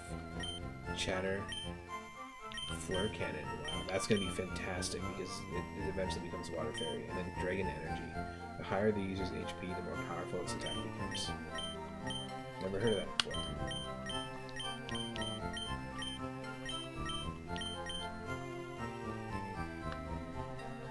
Hey, but it's level 25, so that's pretty good. So that means that we have to go back.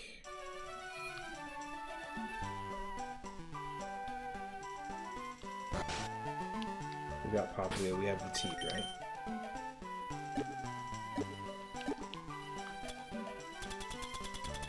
Nope.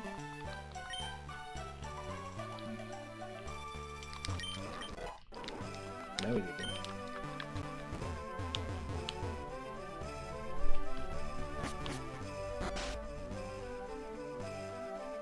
I also have these like really wild, so I have Pokemon Red and Blue Chaos Edition, which are just like the glitchiest things in the world.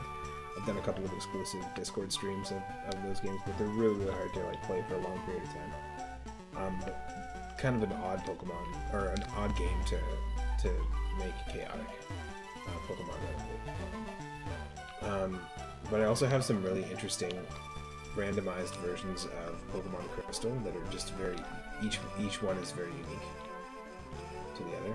I don't think I care. What was in here that mattered? Counter was Electro Web.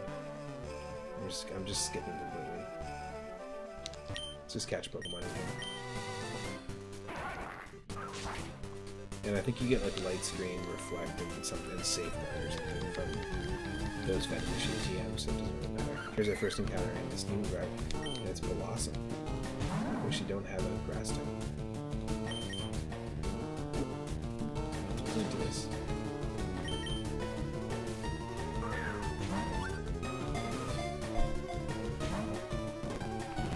Destiny. Wow, okay. So you can't kill him.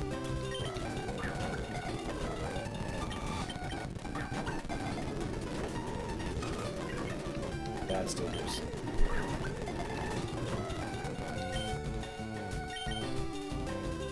I don't want to attack it then, because if we one-shot it by mistake, then it will take us out. Yikes.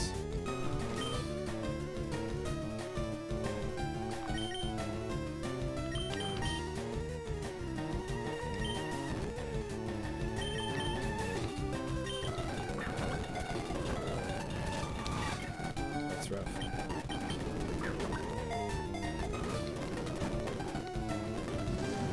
Fiery Wrath. Okay, oh my gosh.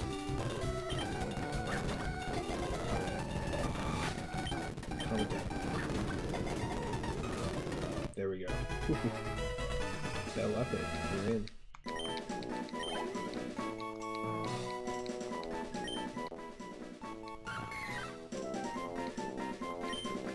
We gotta go back and get ourselves the Pokemon from the game corner again.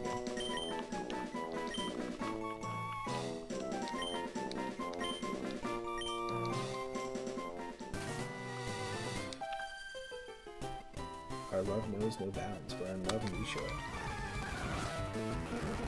Or if you double that, it's Sawsbuck and Mr. Mime.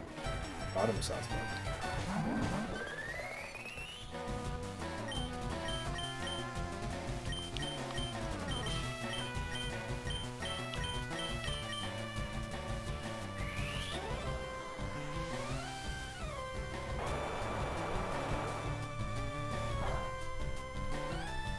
Perfect.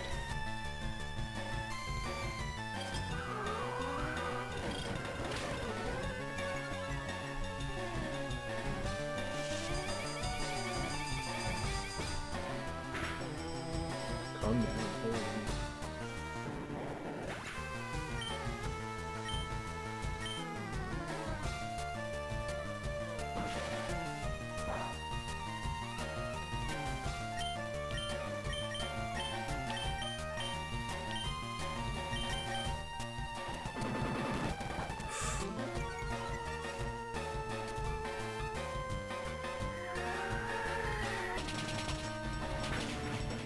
Yes.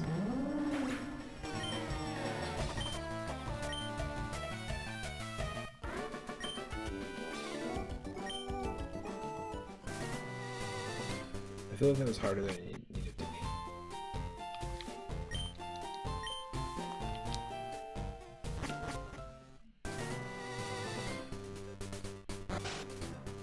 Same route and... Oh dear, you found my secret retreat. Don't tell anyone I'm here. I'll make it up to you with this. Fly.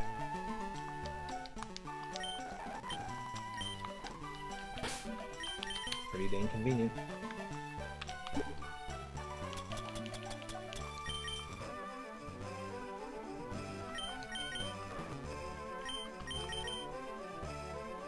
Nobody can run.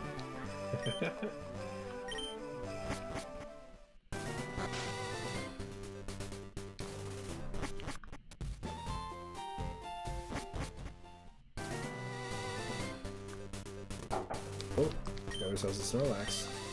Got that Snorlax in though.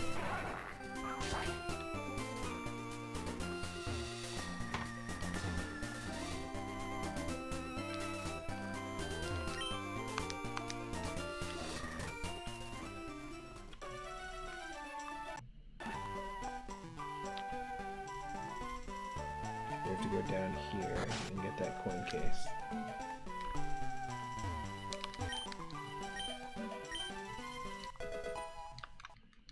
So tomorrow I'm going to be live a little bit earlier than usual, so probably around 9 or 9:30 a.m. In the morning Pacific, and we're going to be doing Super Mario Bros. 1 to start. So Mario 1, 2, and 3, then Super Mario World, and we'll probably end with Lost Levels, and if we have time, 64. But likely it's just going to be the 2D ones. I'm going to stick to the 2D ones for Mario Day. Hopefully we'll be doing a longer stream, but I'm just going to be starting a bit earlier. Normally you can find me here live around 5 or 6 p.m. Pacific, like around this time, starting here or in Discord. And what I'm going to do is I'm actually going to save here, and I'm going to raid and call the Twitch stream. But I'm going to head over to Discord. I'm going to continue the stream for any Discord members. Anyone who isn't a member of Discord, feel free to join. And I'm going to play some different itch.io games and card games that just change the vibe up a little bit. And just keep it super mellow over in the Moon Space Zone. If you're watching, thank you for hanging out, and if you are watching after the fact on YouTube, feel free to explore some of the other Pokemon Nuzlocke challenges, some of the co-op challenges I did with Rathe V. Mori, a really awesome streamer as well. We did a few different collaborative Nuzlocke challenges. So stick around, we're going to raid someone. Who's it going to be?